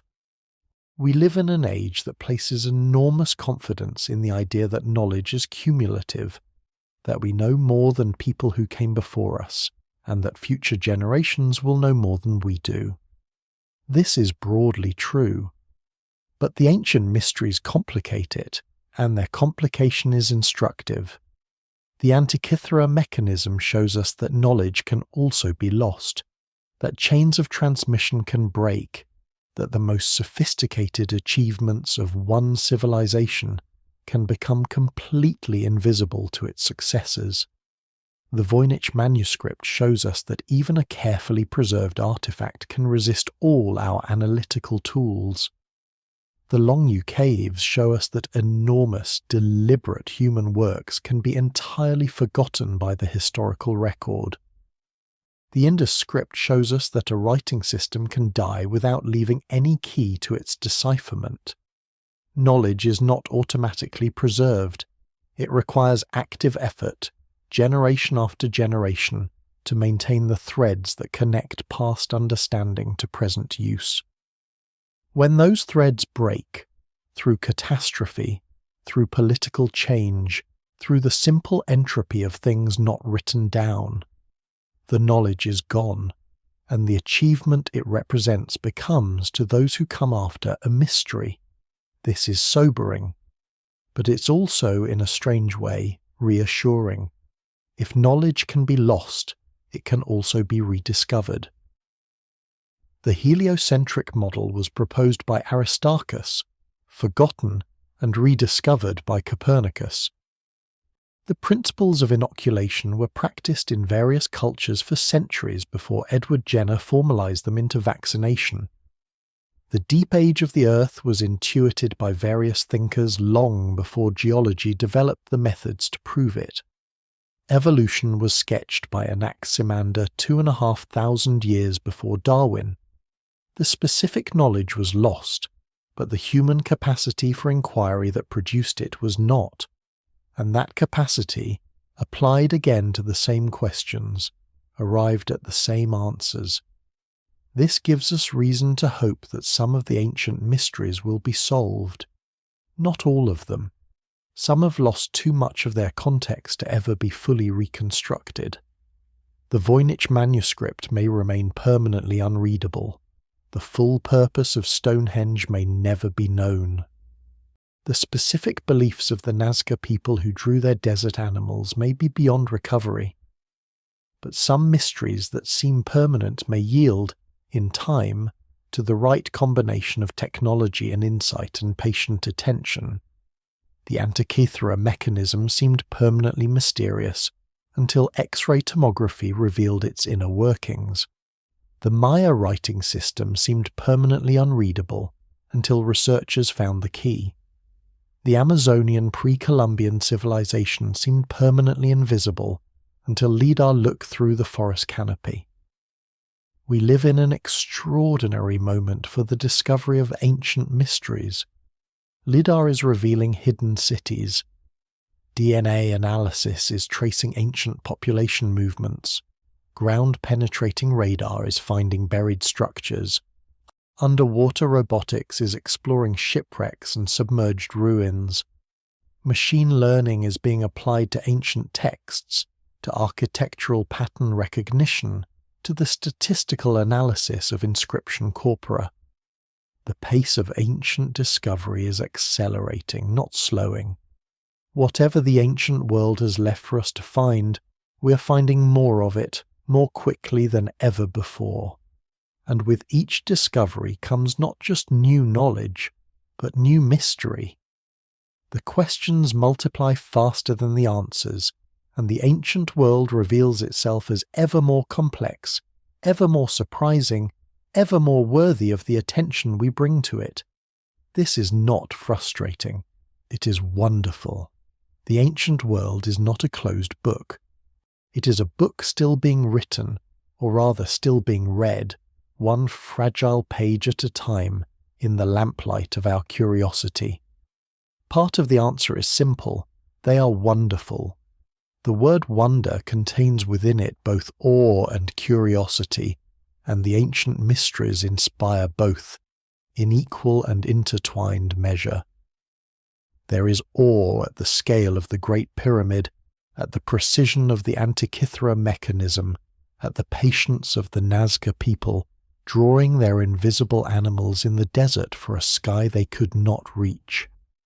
And there is curiosity, the honest, humble curiosity of people who do not know, who want to know, and who have learned to live with not knowing in a way that is itself a kind of wisdom. The ancient mysteries also offer us something that the busy, noisy, immediate world rarely does: perspective. When you think about Göbekli Tepe, built 11,600 years ago by people who had not yet developed agriculture, when you hold in your mind the fact that more time separates us from those builders than separates those builders from the last ice age, the ordinary concerns of the ordinary day become very gently smaller. Not unimportant, but smaller. The world is older than we usually remember it being. Human beings have been doing remarkable things for a very long time. Whatever troubles us tonight has also troubled people before. People who built great things and then were gone, leaving their stones and their questions for us. There is also in the ancient mysteries a kind of companionship.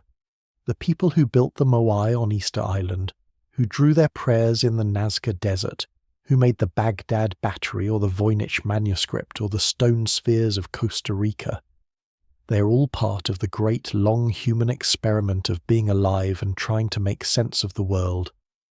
They were doing the same thing we are doing, looking at the night sky and wondering, trying to fix something permanent in a world that is always changing, trying to say, we were here, and they succeeded. Improbably, given everything that time and catastrophe and entropy could do to them, they succeeded. Their works survive. Their questions survive. Tonight, as you rest, those works are out there in the world. The Great Pyramid under the Egyptian stars, Stonehenge in the English mist, the Nazca Condor in its perfect desert silence, the terracotta soldiers standing in their underground ranks, the Moai looking inland over the grass of Easter Island. All of them are there, in the real world right now. You can go and see them. You can stand next to them and feel the presence of the hands that made them. That is a remarkable thing. That is a gift. The ancient world does not ask us to solve its mysteries. It only asks us to wonder at them, and wondering, to feel the deep, quiet pleasure of being part of a story that is older and larger and more strange and more beautiful than any one of us. We're the latest chapter in a very long book. The earlier chapters are still there, in the stones and the sand, and we have been lucky enough to find some of them, and wise enough, most of the time, to treat them with the reverence they deserve. And there is more to find. There is always more. The Amazon is still giving up its secrets. The Nile Valley is still being surveyed. The sea floor is still being explored, 1 dark kilometre at a time. The caves of Europe still hold paintings we have not found. The deserts of Central Asia contain cities that have not been excavated. The ice of Greenland holds organic material that may one day tell us something important. The DNA of ancient populations is still being sequenced, the genetic history of humanity still being written. We're in the middle of the story, not the beginning and not the end. The middle, where the mysteries are most alive, where each answer generates 10 new questions, where the past and the present meet and look at each other with mutual wondering eyes. The Antikythera mechanism's gears are still. The Nazca condor lies in its desert silence. The Voynich manuscript holds its secrets in its strange alphabet. Göbekli Tepe waits under the Turkish hill. The ocean covers its cities. The jungle covers its pyramids. The ice holds its memories. And we hold all of them in our wondering minds tonight. The night has grown very quiet now. The stories have settled around you like the warmth of a fire burning low, and the ancient world has done what it always does in the end. It has become peaceful. The questions that seemed so urgent when you first heard them have softened into something gentler, something you can hold loosely, the way you might hold a handful of sand from an ancient shore, feeling its weight, letting it run slowly through your fingers. All those mysteries are there, patient in their stones and their manuscripts and their desert lines. They have waited this long. They will wait a little longer. And in waiting, they are not sad. Or if they are, it is a beautiful sadness, the kind that makes the world feel more tender and more full of meaning, not less. There is something deeply comforting in the fact that we do not know everything, in the fact that the world, this old, strange, beautiful world, can still surprise us, can still hide things from us, can still, after all these centuries of human looking and probing and wondering, manage to maintain its mystery. Every decipherment closes one door and opens 3 others. Every excavation resolves one question and deepens 100 more. The ancient world is not running out of things to tell us. It is generating questions faster than we can answer them, and this is a gift. The gift of an endless and renewable sense of wonder. The Great Pyramid will stand for thousands more years. Future people as far in our future as we are in the future of its builders, will look at it and wonder. The Nazca lines in their protected desert will endure. The Antikythera mechanism's fragments will rest in their museum case, waiting for some future technology to extract the last of their secrets. The Voynich manuscript will sit in its Yale Library home, its alphabet patient and unbroken. And somewhere, tonight, in the dark earth and the dark water, something extraordinary is waiting to be found. Some object, some structure, some inscription that will change the story, that will push the dates back further, or reveal a connection we didn't suspect, or show us that people of the ancient world knew something that we assumed they couldn't have known.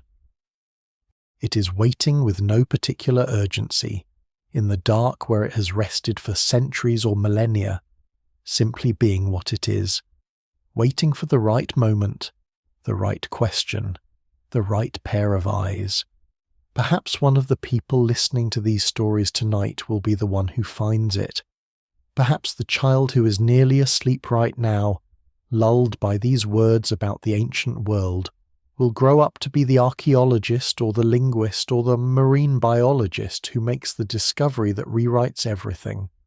Perhaps they are dreaming it already, in those soft, beginning-to-fade images that come just as sleep approaches, half thought and half felt, the shape of something ancient and beautiful in the dark. The ancient world watches over us tonight, not with the cold gaze of stone gods, but with the warm, wondering attention of everything that has been human and hopeful and alive. All those people who looked at the stars and asked why, who cut their prayers into desert stone, who made a spring equinox clock out of bronze gears, who buried their dead kings with a clay army. They were all reaching toward something, trying to say something, trying to connect with something larger than themselves. And they did, and we hear them imperfectly, incompletely, through the distorting lens of time and translation and speculation, but we hear them, and in hearing them, we continue the conversation. The human conversation, which has been going on for 11,000 years at Göbekli Tepe, for 50,000 years in the caves of France, for as long as there have been human beings looking at the night sky and asking, "What is all this? What is all this?" Nobody knows. And that is, in the deepest sense, all right. The stars are the same stars. The night is the same night. The questions are the same questions. And you are here, in the long middle of the human story, with these mysteries for company and the ancient world for a lullaby. Let your breathing slow. Let the images come and go. The great stone faces, the silent desert, the bronze gears green with age, the perfect stone spheres in the warm jungle air.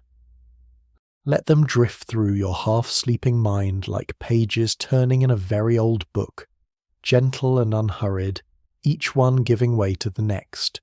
You are part of all of this. Your curiosity is the same curiosity that built the pyramids and drew the Nazca lines and made the Antikythera mechanism. Your capacity for wonder is the same capacity that painted horses on the walls of Lascaux in the firelight 17,000 years ago. You're not separate from the ancient world. You are its continuation. You are what all of that building and wondering and reaching was pointing toward. Sleep now and let the ancient world hold you. The mysteries will be there in the morning, patient as they have always been, ready to be wondered at again. But tonight they have done their work. They have carried you somewhere far away and very old, somewhere quiet and full of stars, somewhere the ordinary noise of the world cannot quite reach. The ruins are peaceful in the moonlight. The desert is still. The sea is dark and deep and full of things we have not found yet. The jungle keeps its secrets tenderly. The mountains hold their ancient burdens of stone and memory and time. And you, here, now, in whatever corner of this marvelous world you rest, you are home. The same home that has always been. A small warm place in the enormous dark, with the stars above you as they were above everyone who ever lived, and the old world breathing quietly all around. The great pyramid stands, the condor lies in the desert, the mechanism is still, the manuscript is sealed, and the night is full of ancient light. Dream of the mysteries, dream of the stones that remember, and the water that keeps its secrets, and the sand that holds the shape of old footprints. Dream of the people who looked up at this same sky and felt this same quiet wonder. Dream of the questions that have no answers yet, and the answers that will come to someone someday, and the endless beautiful work of wondering together. Dream of all of it, gently and without hurry. You're in good hands tonight.